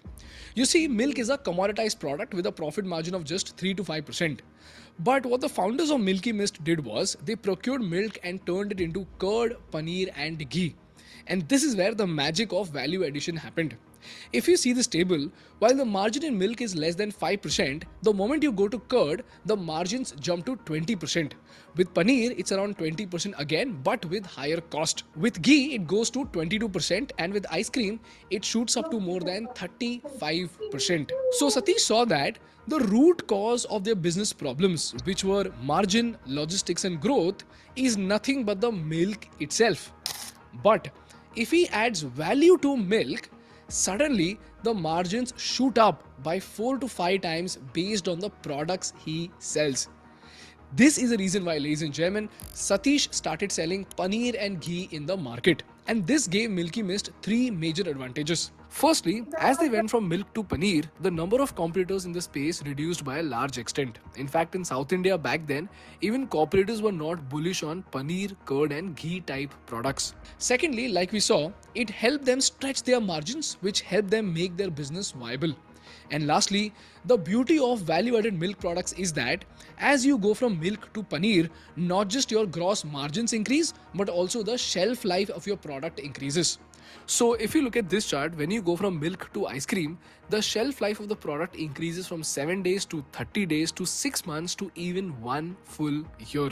This is the reason why Milky Mist started selling curd and paneer in the market. And this teaches us the first lesson in business, which says if you're in a commoditized market, you will end up killing your own margins with price wars. But if you use value addition, you can escape the price wars of the market and actually make a profit. Coming back to our case study, in the southern part of India, the consumption of paneer was very less and it was consumed only by rich people. This was partly because refrigerator penetration in India was less than 20% in 1995. But in the late 1990s, the 1991 globalization effects were seen all across India. 1991 was a landmark year for India, with economic reforms changing the way we live, work and spend money. It's a budget that's set to change the path of the Indian economy. इसका उद्देश्य है कि देशवासियों को अपना माल विदेश में बेचने की अधिक सुविधा हो, उनको बढ़ावा मिले. We are in a phase of restructuring our economy. So markets opened up, lots of people got jobs and the per capita income of India shot up. So when the middle class population of India became more affluent, they also became more aware of nutrition and food. And this is when people started seeing paneer as an important source of protein. And as you all know, while the non-vegetarians have chicken, mutton and eggs, vegetarians can only have paneer and tofu for protein. That's it. This is the reason why suddenly paneer started selling very well in the South Indian market. So this looks perfect, isn't it? Satish found a great market and a high margin product which had less competitors. So Satish must have had a very easy time building his business, isn't it? Well, absolutely not. Because there were 3 more challenges in the market which were way more difficult than just producing and selling paneer and curd. So the question is, what were these problems and how did Satish tackle them? Firstly, India's milk source was extremely fragmented. In fact, even today, if you see, it is so fragmented that we have 7.5 lakh small dairy farmers with an average of just 2 cows or buffaloes. So you can imagine how difficult the situation was in 1995, where there was no internet, very less highways, and very less logistics infrastructure. Secondly, the farmers could not be bound by a contract to sell milk only to one company because back then it was considered to be a taboo of corporate control. Why? Because we were a socialistic country where the word business was an evil word. But funnily, at the same time, the loyalty of the farmers was such that tomorrow if somebody paid them more money, they would happily sell their milk to that company and they will just cut all ties with the existing company. So you as that milk company might suddenly lose thousands of liters in supply of milk. So long story short, it was very difficult to win the loyalty of the farmers. The third challenge was inconsistent quality of milk from different farmers. This was because education was very less amongst the farmers and they used to feed unhygienic or not so nutritious food to the cows that led to inconsistent quality of milk. So in short, supply was not guaranteed, quality was not guaranteed and logistics was not high class at all. Then the question is, how did they solve these problems?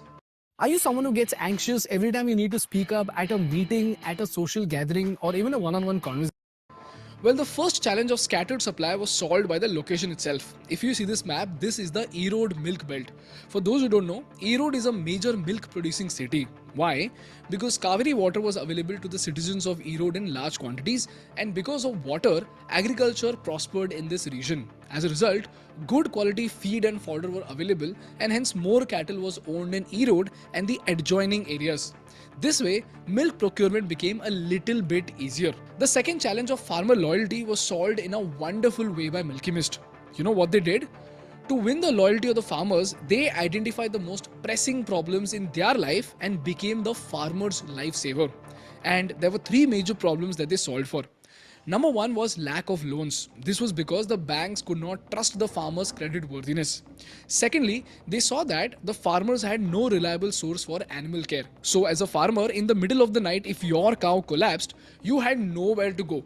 No doctor was available during emergency and you just had no option but to let your cow die. And lastly, the farmers were uneducated about the latest technology in the market, because of which they were not able to increase their income. So Milky Mist solved these problems immediately. Firstly, they used their rapport with the bank to give loans to farmers. Secondly, they launched 24/7 animal care helpline and gave ready access of doctors to farmers at subsidized rate.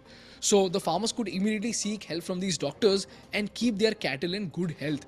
Cherry on the cake, they even got them cattle feed at zero profit so that the farmers could produce great quality milk. And thirdly, they educated the farmers about the latest technology and even arranged financing so that the farmers could produce more output and eventually make more money. And the best part was that Milky Mist paid farmers on a weekly basis. So this way, the farmers had enough cash flow and they could take home money and they did not face cash crunch. And this payment today is done digitally straight to their bank account so that the banks could track their income and their transactions and eventually they could increase the farmer's loan eligibility. Now you tell me guys, as a farmer, if a company takes so much efforts to pay you on time, to take care of your cattle, to help you get a loan and even takes the trouble to educate you with no contract binding at all, my question to you is, won't you be loyal to that company? This is how Milky Mist won the trust and loyalty of the farmers without a written contract. And in return, they again got three major benefits. They got high quality milk, they got consistent supply of milk, and most importantly, they did not have to worry about competitors stealing their farmers. And this teaches us the second lesson in business, which says, while good companies focus on extracting maximum value out of their partners to maximize their profit margins, great companies collaborate with their partners to help them deliver maximum value and eventually end up increasing their profit margins. This is one of the golden attributes of conscious capitalism. And if you remember, this philosophy of helping the partners is what turned Japan from a war-torn country into the second largest economy in the world. This is how, ladies and gentlemen, Milky Mist solved their supply problem. But now the question is, they were buying so much milk, that is fine. But how did they manage to sell their milk products and what did they do different from their competition? Well, firstly, they started with 5-star hotels in Bangalore. This is because 5-star hotels have a very strict regulations about paneer. For those who don't know, 5-star hotels have these strict regulations of using high quality paneer which needs to be stored between 0 to 4 degrees specially. They also need to have the perfect level of consistency and quality of paneer. So while local vendors struggle to match the quality, Milky Mist could fulfill all their criteria. This is how they got their first set of customers. But as you all know, the total addressable market for 5-star hotels in India is too small. In the entire country, even today, we barely have 324 5-star hotels. So this was too small of a market for Milky Mist to make a hefty profit. But at the same time, this was enough customer base to keep them running. This is the reason why they stepped up their game and reached out to Kirana stores. So again, this looks very simple, right? I mean, what can be so complicated about asking Kirana stores to sell your paneer, which is a high value product? Well, as it turns out, Milky Mist encountered two more challenges. Number one, the Kirana stores back then did not have chillers to store the paneer for more than 2 days. And secondly, the transportation from factory to the Kirana stores was a big problem. So if you see the shelf life of paneer without a refrigerator, it's not even 2 days. So if the trucks did not have refrigeration and the Kirana stores also did not have refrigeration, the company only had 48 hours after manufacturing to ship, distribute and sell paneer at the retailer. And if the customer also does not have a refrigerator, it will get spoiled within just 1 day. So this was a big problem, which was lack of refrigeration in trucks and Kirana stores and the shelf life of paneer. And as we know, even refrigeration was only present in 20% of Indian households. So the question is, how did Milky Mist solve for logistics and refrigeration? Well, this is where they came up with two very high cost solutions and it almost looked futuristic to all the competitors back then. Number one, they decided to give out 20,000 chillers to all retailers who could sell their paneer. You are an asset to the team. Client is very happy with your work. Thanks, sir.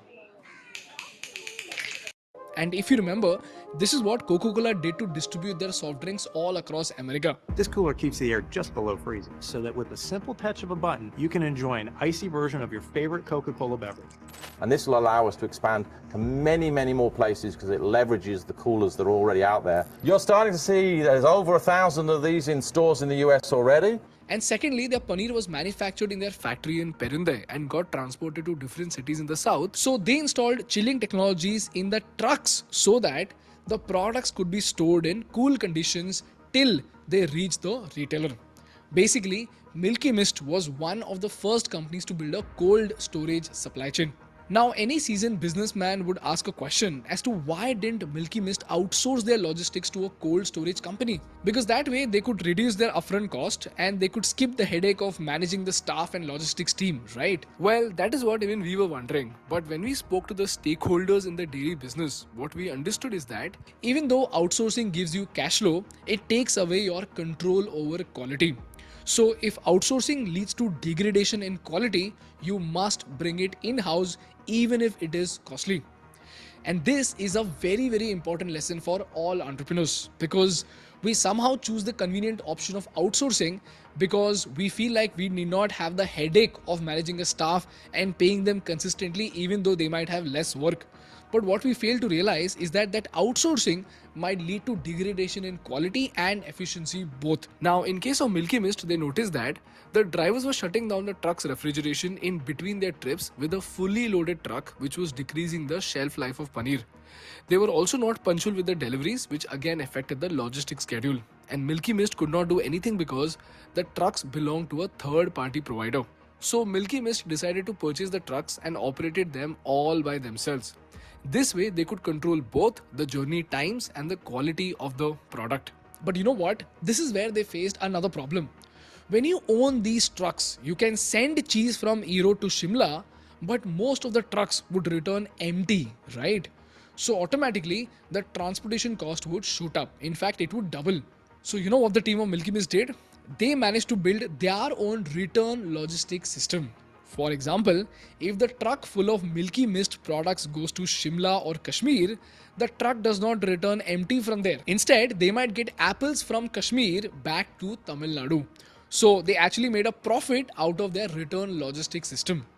And today, Milky Mist has more than 250 cargo trucks and tankers, all fitted with GPS mechanisms to keep track of their data and their location. So this is how Satish found a gap in the market, leveraged it to make a profitable business, solved for a fragmented market, solved for the trust of the farmers, and then built a logistics supply chain to turn Milky Mist into a 2000 crore revenue company, and did all of this by selling milk and milk products. So what are the lessons that we learned from this case study? Lesson number one, if you are in a commoditized market, you will end up killing your own margins in price wars with competitors. But if you use value addition and branding, you can escape the price wars of the market. So find a way to turn a commodity into a value added product and sell it under a brand name and invest heavily into branding. Secondly, while good companies selfishly focus on extracting maximum value from their partners and increase their profit margins, great companies collaborate with their partners to help them deliver maximum value. As a result, end up increasing their profit margins. This is one of the golden attributes of conscious capitalism. And lastly, even though outsourcing gives you cash flow, it takes away your control over quality. And if outsourcing leads to degradation in quality or efficiency, you must bring it in-house. This might mean high cost initially, but it will pay you dividends beyond your imagination. These are the lessons that we learned from the rise of Satish and the brand called Milky Mist. That's all from my side for today, guys. I would especially like to thank Satish and his team for spending their precious time with us in helping us understanding the Milky Mist story, in helping us derive these valuable business lessons. It really means a lot to us. And guys, if you have a message for Satish and Milky Mist, please drop a comment. I think he will have a wonderful time reading your comments and your messages. If you learned something valuable, as usual, make sure to hit the like button in order to make YouTube Baba happy. Yeah. I hope everyone watched this video. So yes, I mean, as I mentioned in first video, Samunati, Mr. Anil Kumar, again here, Milky Mist, Mr.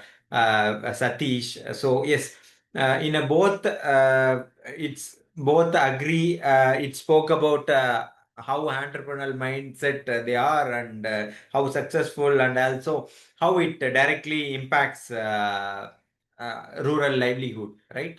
So maybe each and everyone can just drop your observation of from this video, both on entrepreneurial perspective, what is the gap he saw in the market, identified what is the problem he identified, and the solution he offered for that. Also, how it impacted the rural livelihood. For example, I mean, here it's a farmers, right? So how it directly impacts to their livelihood. So can you all just type your observation in your chat box? Before that, maybe we can have a 5 to 10 minutes break and again reassemble that. Please come up with your observations, and please at least 100 members are there. So I want everyone to mention your observation, at least one line observation from this video as a takeaway. Yeah. Over Yes, to sir. you, Dr. Sanjana. Yes, sir. Dear participant, as sir said, kindly drop in your observations from the 2 videos that is being projected during the session. So sir is going to take up all the observations from you, and he's going to address the little more related to inclusive rural development after 5 minutes. Let us take a short 5 minutes of break. We will resume the session in another 5 minutes. For about 8:20, we'll resume back. And I also request the participant, please stay connected on the same link for the upcoming discussions. Thank you. Could you please send the YouTube link for this? Yes, ma'am. Sure. We will be sending it in the chat box, ma'am. Thank you, ma'am. Welcome.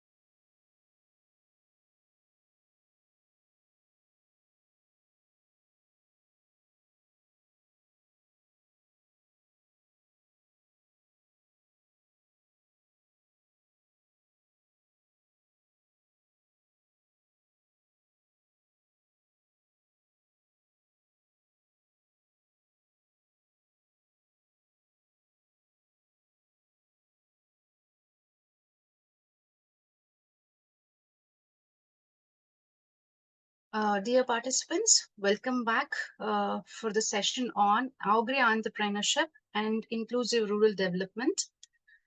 I request the participants to drop in the questions that you have pertaining to the Agri Entrepreneurship and Inclusive Rural Development. Let us have a discussion with our resource person.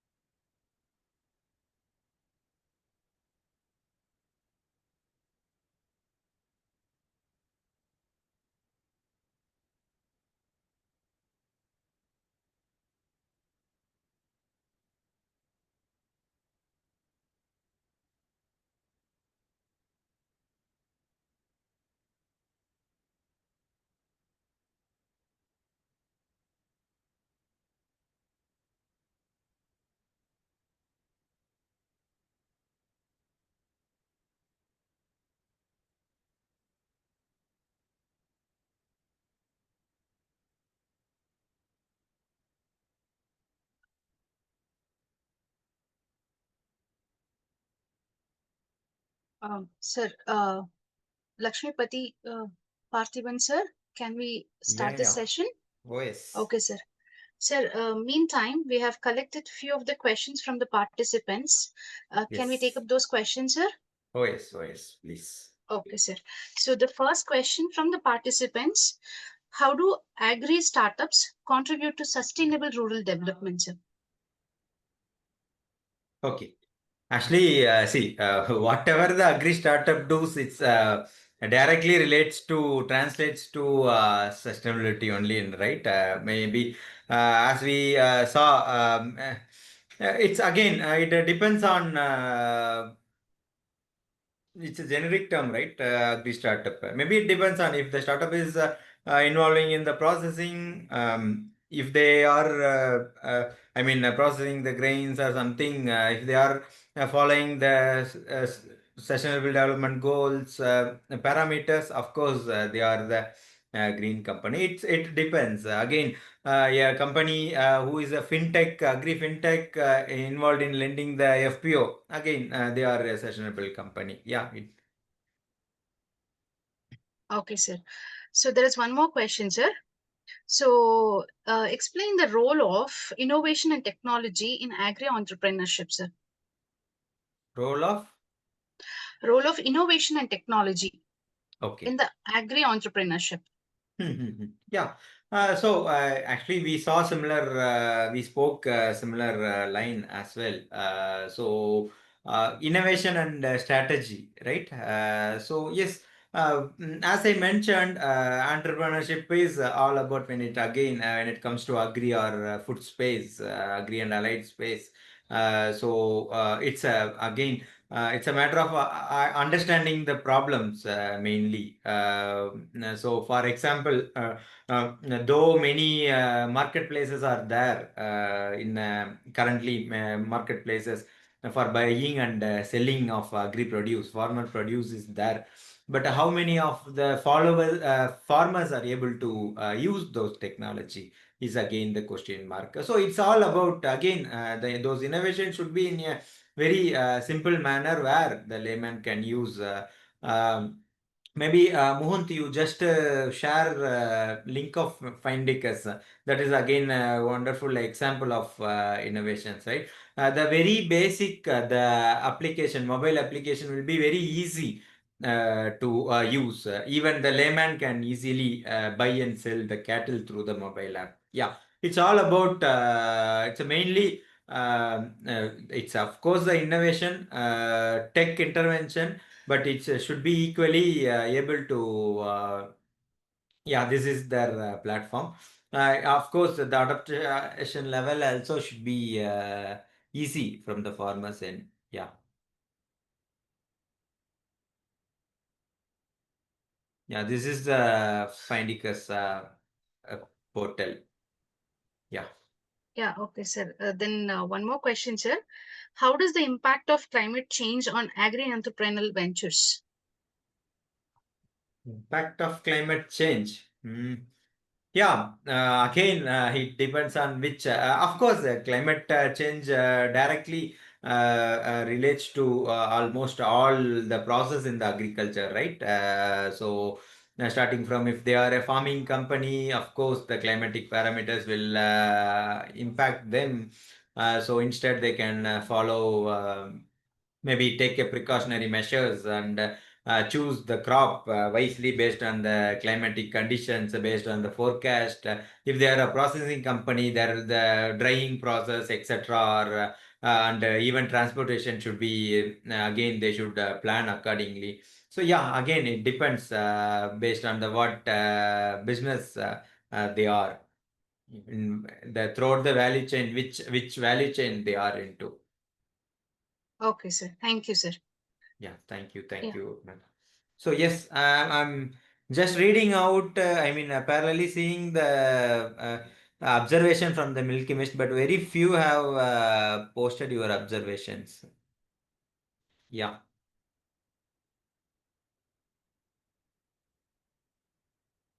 So yes, we'll go to the one last slide. Muhunt, can you just open? Yeah, Findicus app also he has mentioned in the chat box. Please access that. These are all the very classic example. Okay, see.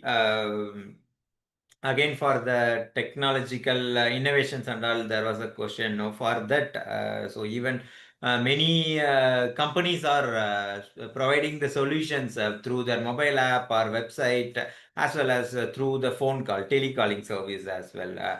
And even many few of the companies are training the farmers through telecalling, which it's pre-recorded sessions will be there.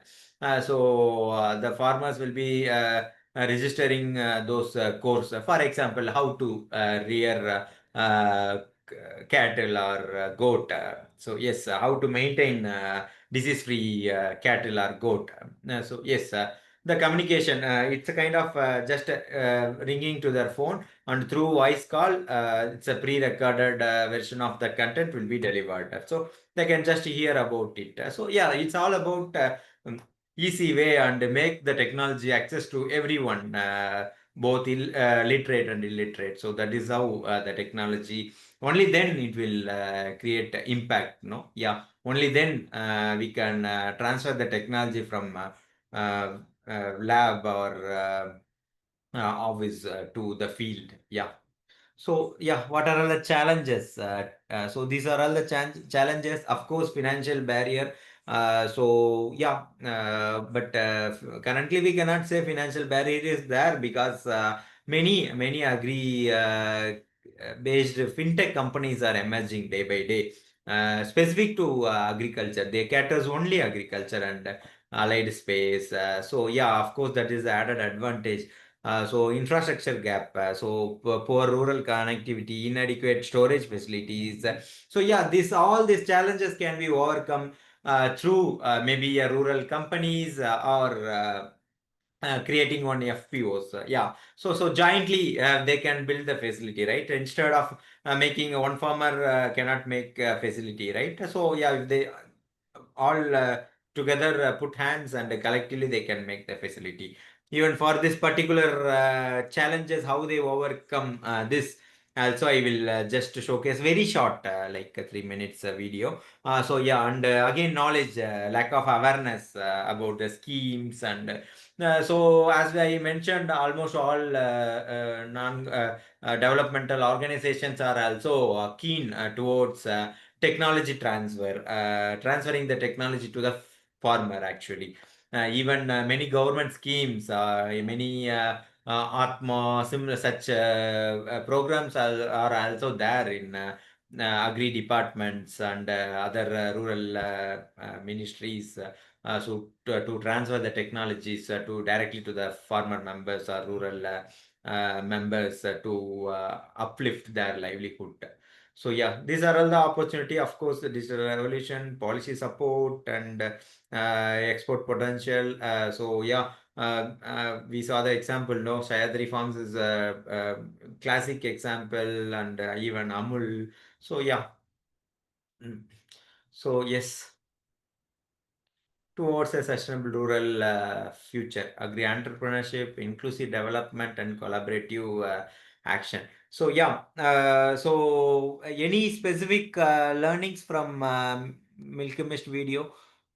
What are all your observations? Maybe can I expect few more answers in the chat box?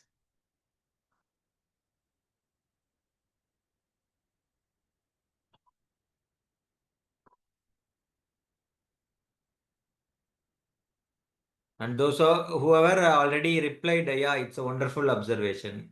Their strategy to value addition and the what is the gap actually? Can anyone just drop? What is the gaps? I mean, even in our topic itself, one is entrepreneurship and another one is rural development, right?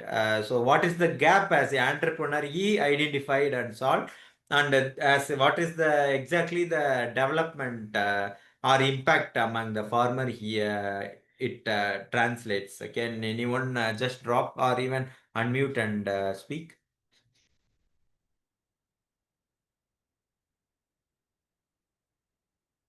Okay. Okay. So any questions further also we can take Dr. Sanjana. Sure, sir. Sure. We do have a couple number of questions here that we will take it post to the discussion, sir. Yeah.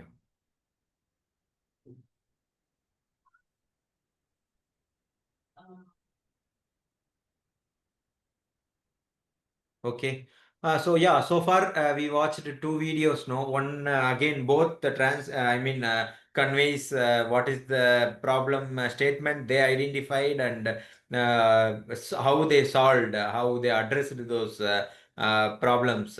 So here, how it impacted the farming community, especially FPO. The Oracle FPO is one again. They are developing.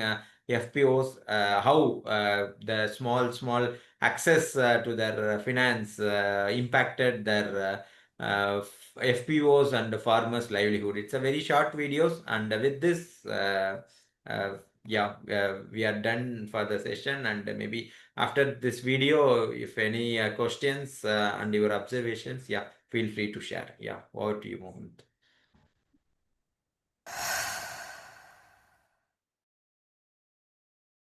ஒரு இயக்கம் நின்று போகிற நிலையில் இருந்த ஒரு இயக்கத்தை வந்து சரியான நேரத்தில் தூண்டி விட்டாங்க. கரெக்டான நேரத்தில் எங்களுக்கு மிகப்பெரிய உதவி செஞ்சுருக்காங்க. 30 லட்சம் டேர்ன் ஓவர்லேருந்து இன்றைக்கு 1.5 கோடி ரூபாய் டேர்ன் ஓவரில் வந்து நாங்கள் கொண்டு வந்திருக்கோங்க. கடைகளோட எண்ணிக்கையும் அதிகப்படுத்தியிருக்கிறோம், உற்பத்தியும் அதிகப்படுத்தியிருக்கிறோம். இதனால் விவசாயிகளுடைய வாழ்க்கையில் நாங்கள் ஆரைக்கல் வந்து ஒரு மிகப்பெரிய தாக்கத்தை ஏற்படுத்திட்டு வரோங்க.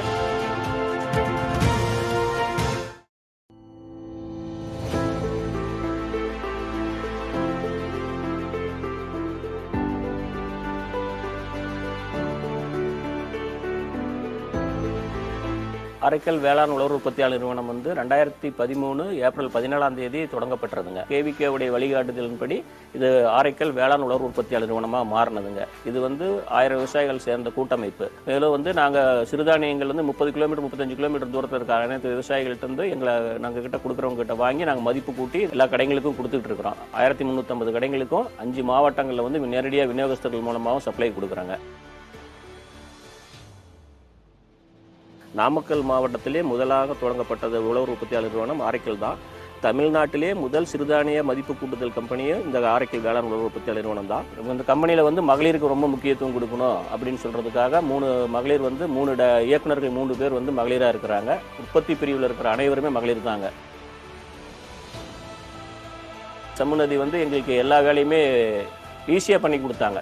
பணங்கிறது ஒரு விவசாயிக்கு அக்கௌண்ட்டு கொண்டு போகிறதாகட்டும், அதிகபட்சமாக ஒரு 16 மணி நேரத்துக்குள்ளே விவசாயியுடைய வங்கி கணக்குக்கு அந்த தொகை போய் சேர்ந்துருச்சு. அந்த கோவிட் டைமில் கூட எந்த ஒரு தடங்களும் இல்லாமல் எங்களுக்கு நீட்டாக பண்ணி கொடுத்தாங்க. முதல் தவணையாக 10 லட்சம் கொடுத்தாங்க. அடுத்த 6 மாதங்களில் நாங்கள் எங்களுக்கு இன்னும் கம்பெனியை விரிவுபடுத்துகிறோம், எங்களுக்கு இன்னும் கொஞ்சம் காசு தேவைப்படுதுன்னப்போ மறுபடியும் 10 லட்ச ரூபா உடனே கேட்ட உடனே எல்லாருடைய டாக்குமெண்ட்லாம் பார்த்துட்டு உடனடியாக பண்ணி கொடுத்தாங்க. அதனால தான் இந்த வளர்ச்சி எங்களுக்கு சாத்தியப்பட்டது. அப்புறம் இப்போ சமூகநதி வந்து இண்டிவிஜுவல் லோன் கொடுத்துருக்காங்க. ஒவ்வொரு ஃபார்மருக்கும் 50,000 ரூபாய் கொடுக்கறதுக்காக முடிவு பண்ணி 25 லட்ச ரூபா ஆரைக்கலுக்கு தனியாக சேங்ஷன் பண்ணி கொடுத்துட்டாங்க. அதுக்கப்புறம் இப்போ சமூகநதி வந்துட்டு எங்களுக்கு வந்து மார்க்கெட்டிங் லெவல்லையுமே இப்போ சப்போர்ட் பண்ணுறாங்க. டெக்னிக்கலாக வந்து கம்ப்யூட்டரைஸ் பண்ணி தரேன்னு சொல்லியிருக்காங்க. அடுத்து வந்துட்டு மார்க்கெட்டிங் லெவலில் எங்ககிட்ட இந்த பொருள் இருக்குதுன்னு சொன்னாக்கா அவங்க எஃப்இஓக்கு அவங்கக்கிட்ட லிங்க்கில் இருக்க எஃப்இஓக்கு தகவல் கொடுக்குறாங்க. அவங்கக்கிட்ட இருக்க லிங்க்கில் இருக்க எஃப்இஓக்கிட்ட இந்த பொருள் இருக்குதுன்னாக்கா உங்களுக்கு தேவைன்னா வாங்கிக்கிங்கன்னு சொல்லிட்டு எங்களுக்கு வாட்ஸ்அப் பண்ணுறாங்க, தகவல் சொல்கிறாங்க. நேரடியாக தொடர்புலேயே எங்களுக்கு நம்பரை கொடுத்துட்றாங்க. நடுவில் அவங்க எங்களுக்கு ஜாயின் பண்ணி விட்றாங்க. மிகப்பெரிய உதவியாக இருந்துகிட்டு இருக்காது. ஆரைக்கல் தன்னோட விற்பனை மற்றும் மேம்படுத்துதல் ஆகியவற்றுக்காக சமநிதி கூட இணைஞ்சிருக்கு. சமநிதியோட பங்களிப்பு ஆரைக்கல்ல என்ன இருக்குன்னு பார்த்தீங்கன்னா, நிதி மேலாண்மை, டிஜிட்டலைசேஷன், அப்புறம் உலக ஏற்றுமதிக்காக உதவி பண்ணுறாங்க. அந்த கம்பெனி வந்து இப்போ 2 வருஷம் முன்னாடி வந்து 30 லட்சம் டேர்ன் ஓவர்லேருந்து இன்றைக்கி 1.5 கோடி ரூபாய் டேர்ன் ஓவரில் வந்து நாங்கள் கொண்டு வந்திருக்கோங்க. முன்ன ஒரு வண்டி தான் வச்சுருந்தோம், இப்போ 10 லட்ச ரூபா போட்டு புதுசாக இந்த ஒரு வண்டி எடுத்துருக்குறோங்க. அந்த வண்டியிலே எங்களுக்கு இப்போ பொருட்கள் நிறைய கொண்டு போகிறதுக்கான வசதி வாய்ப்பு இருக்குது. கடைகளுடைய எண்ணிக்கையும் அதிகப்படுத்தியிருக்கிறோம், உற்பத்தியும் அதிகப்படுத்தியிருக்கிறோம். இதனால் விவசாயிகளுடைய வாழ்க்கையில் நாங்கள் ஆரைக்கல் வந்து ஒரு மிகப்பெரிய தாக்கத்தை ஏற்படுத்திட்டு வரோங்க. ஆரைக்கல்ல வந்து பங்குதாரராக இருக்கேன் நான். இந்த விவசாயத்தில் வந்து நாங்கள் விளைவிக்கிற நரிப்பயிறு, பச்சைப்பயிறு, உளுந்து, ஒரு நிலக்கடலை எல்லாமே வந்து ஆரைக்கல் வேளாண்மை உழவர்கள் உற்பத்தியாளர் நிறுவனத்தில் எங்ககிட்ட வந்து பர்ச்சேஸ் பண்ணிக்கிறாங்க. போக்குவரத்து செலவு எங்களுக்கு மிச்சம். வீடு தேடி வந்து எங்ககிட்ட இங்கேயே வாங்கிட்டு போயிடுறாங்க. அதனால நல்ல பெனிஃபிட் கிடைக்குது எங்களுக்கு. ஆரைக்கல்ல நான் உறுப்பினராக சேர்ந்ததுக்கு அப்புறம் எங்களுக்கான விலை வந்து நல்லதாக கிடைக்குது சார். நிறைய பெண்கள் வந்து எங்கள் கம்பெனியில் ஒர்க் பண்ணிட்டு இருக்காங்க. பெண்கள் வந்து முதல்ல இருந்த மாதிரி கஷ்டப்படாமல் இருக்கிறதுக்காக நாங்கள் வந்து எங்கள் கம்பெனியில் வேலையை நாங்கள் கொடுக்குறோம்.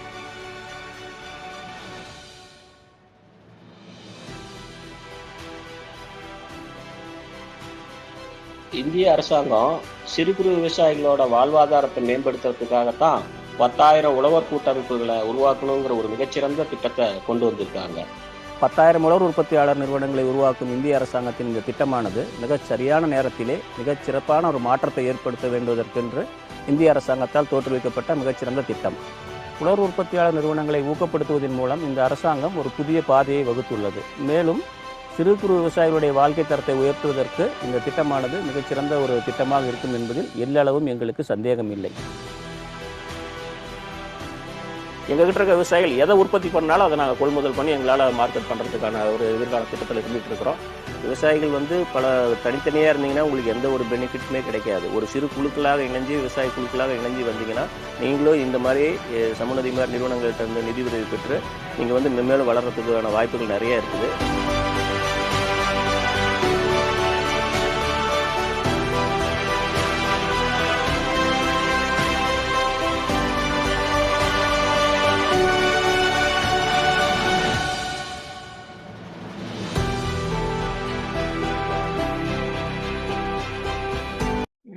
Can you just can you just pause it and what are all the impacts they made last few minutes? They mentioned the list, no? And also what are all the goals they covered in that video?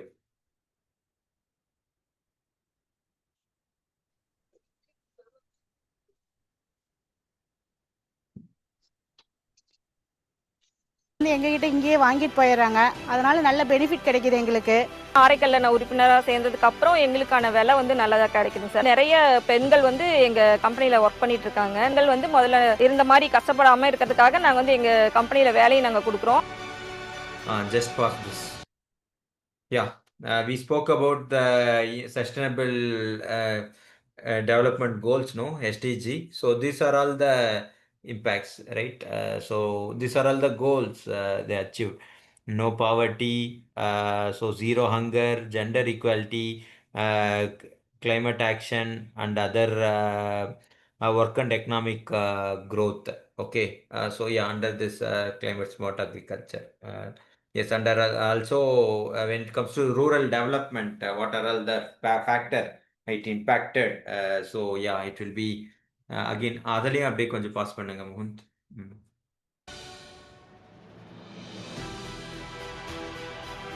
ஆதாரத்தை மேம்படுத்துறதுக்காகத்தான் 10,000 உலர் உற்பத்தியாளர் மாற்றத்தை ஏற்படுத்த வேண்டுவதற்கு ஊக்கப்படுத்துவதன் மூலம் உயர்த்துவதற்கு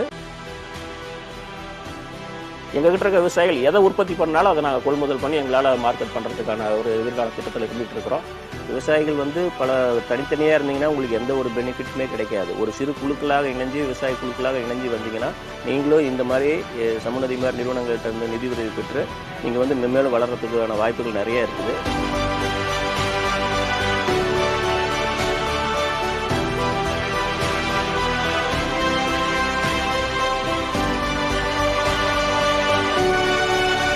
Pause here. Yeah, with the right entrepreneurial path, entrepreneurial mindset, with the right identification of the problems faced by in the real world or field. So yeah, through this, the particular company achieved this, right? This is directly translates to rural development, access to finance. They made access to finance through this and access to technology, market linkage. They can able to sell the produce easily to strengthen their ecosystem, and of course turnover rose to 5x times. Of course, gender inclusiveness and better value realization. Yeah, these are all the impact. Yeah, this is again classic example. Yeah, any questions? Otherwise, yeah, I'm done. Dr. Sanjana, over to you. Dear participants, if you have any questions, kindly unmute and ask the question to the resource person, or else you can drop your question in the chat box.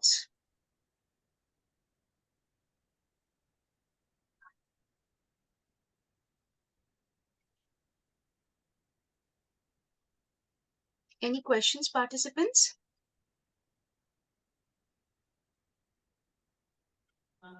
Okay. Okay, sir, I have listed few of the questions from the participants only, sir. Yeah, so how can agri entrepreneurship reduce rural unemployment and migration, sir? Yeah, I mean, I was also talking about the banana value chain, no, where we saw, we actually experienced that during our project, our experiment, right? We set up one banana powder making actually unit in rural part of Tirunelveli. Okay, so of course. It generates at least some 5 to 6 employment, right? To operators, male operators, and to women cleaning who helps drying the bananas, of course. So yeah, I mean the one classic, I mean one practical example which I saw that earlier that banana powder making guy was working in some garments in Tirunelveli. So now he is working in his own village. So of course, directly it cuts the migration to the urban places, right?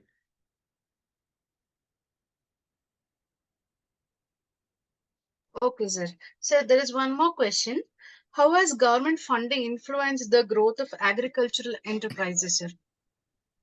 Yeah, government supports almost across this value chain. For example, to start the FPOs, there is a scheme, and to construct a primary processing center, there is again a subsidy for that.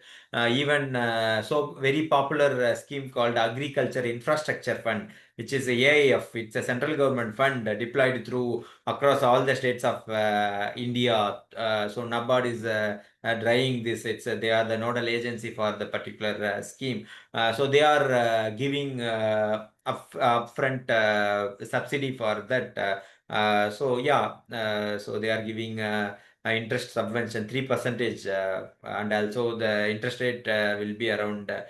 Should be fixed 9% only. Out of it, the effective interest rate for the farmer will be 6% only. those who wants to build agriculture infrastructure. Likewise, animal husbandry infrastructure development is the another scheme, and those who ever wants to make primary processing centers. There is a PMFME scheme is there. So yeah, many such grants are there. Of course, it's directly, and nowadays these are became very easy. It's all became the direct benefit transfer. So it's all they can do is just prepare a detailed project report and submit to the respective nodal agency with the help of nodal agency, and submit the file to respective portal. And yeah, it's directly linked to the any banks, and of course, yeah, many government are really supporting throughout the value chain, agri value chain. Okay, sir. And one more question. One more question from the participants. How can we ensure that the benefit of agri-entrepreneurship reach small and marginal farmers rather than just large landlords? How? Sorry? How? I'll repeat the question. How can we ensure that the benefits of agri-entrepreneurship reach small and marginal farmers rather than just large landlords? Yes. Yeah. So I mean, smallholder farmers. We saw the one real example, no, Samanati. Their ultimate goal is making market work for smallholder farmer. So a smallholder can directly access to the finance, credit, and market linkage, everything. Samanati is a wonderful model where each and every smallholder farmer can get access to the finance. Again, maybe as I mentioned, Big Hat is another company. So they are directly supplying through their online portal seeds or any other fertilizer to their doorstep, farmers' doorstep. Even small packet, one packet also they are selling. Yeah, of course. Even in especially in India, 80% of our agriculture lands are fragmented, right? 80%. So of course, currently all those successful ideas or successful startups in the agri and allied space are, of course, they have a solutions for smallholder farmers. There's no doubt. Okay, sir. The last question for today, sir. What are the major challenges in implementing inclusive development policies in rural India?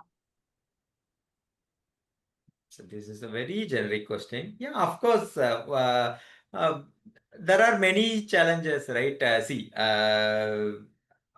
I mean, to address these challenges only, many government bodies and nodal agencies are working, right?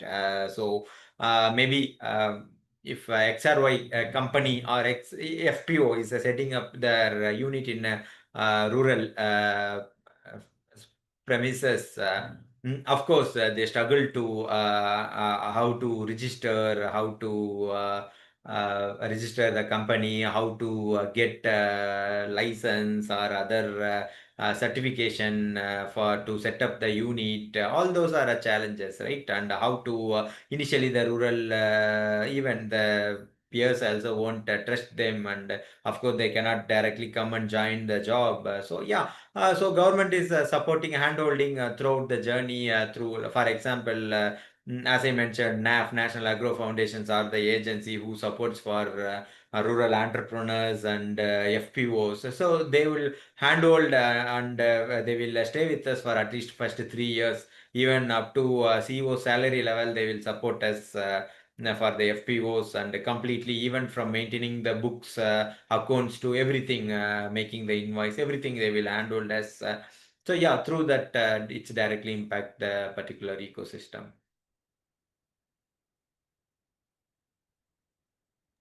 Okay, sir. Thank you for answering for all the questions. I request all the participants kindly switch on your cameras so that we can capture a photo for the session.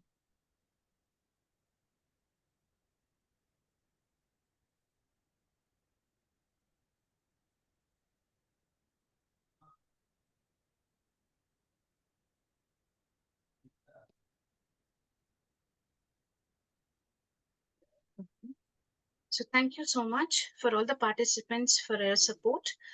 So we have come to the end of the session.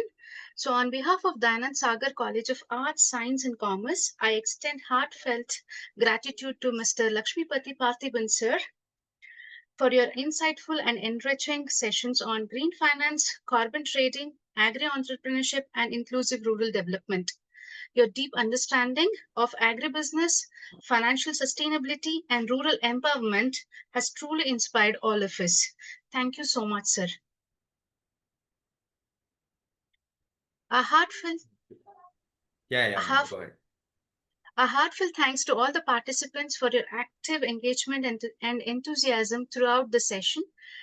I request all the participants to submit online feedback, as the link will be shared through WhatsApp groups as well as to the respective mail IDs.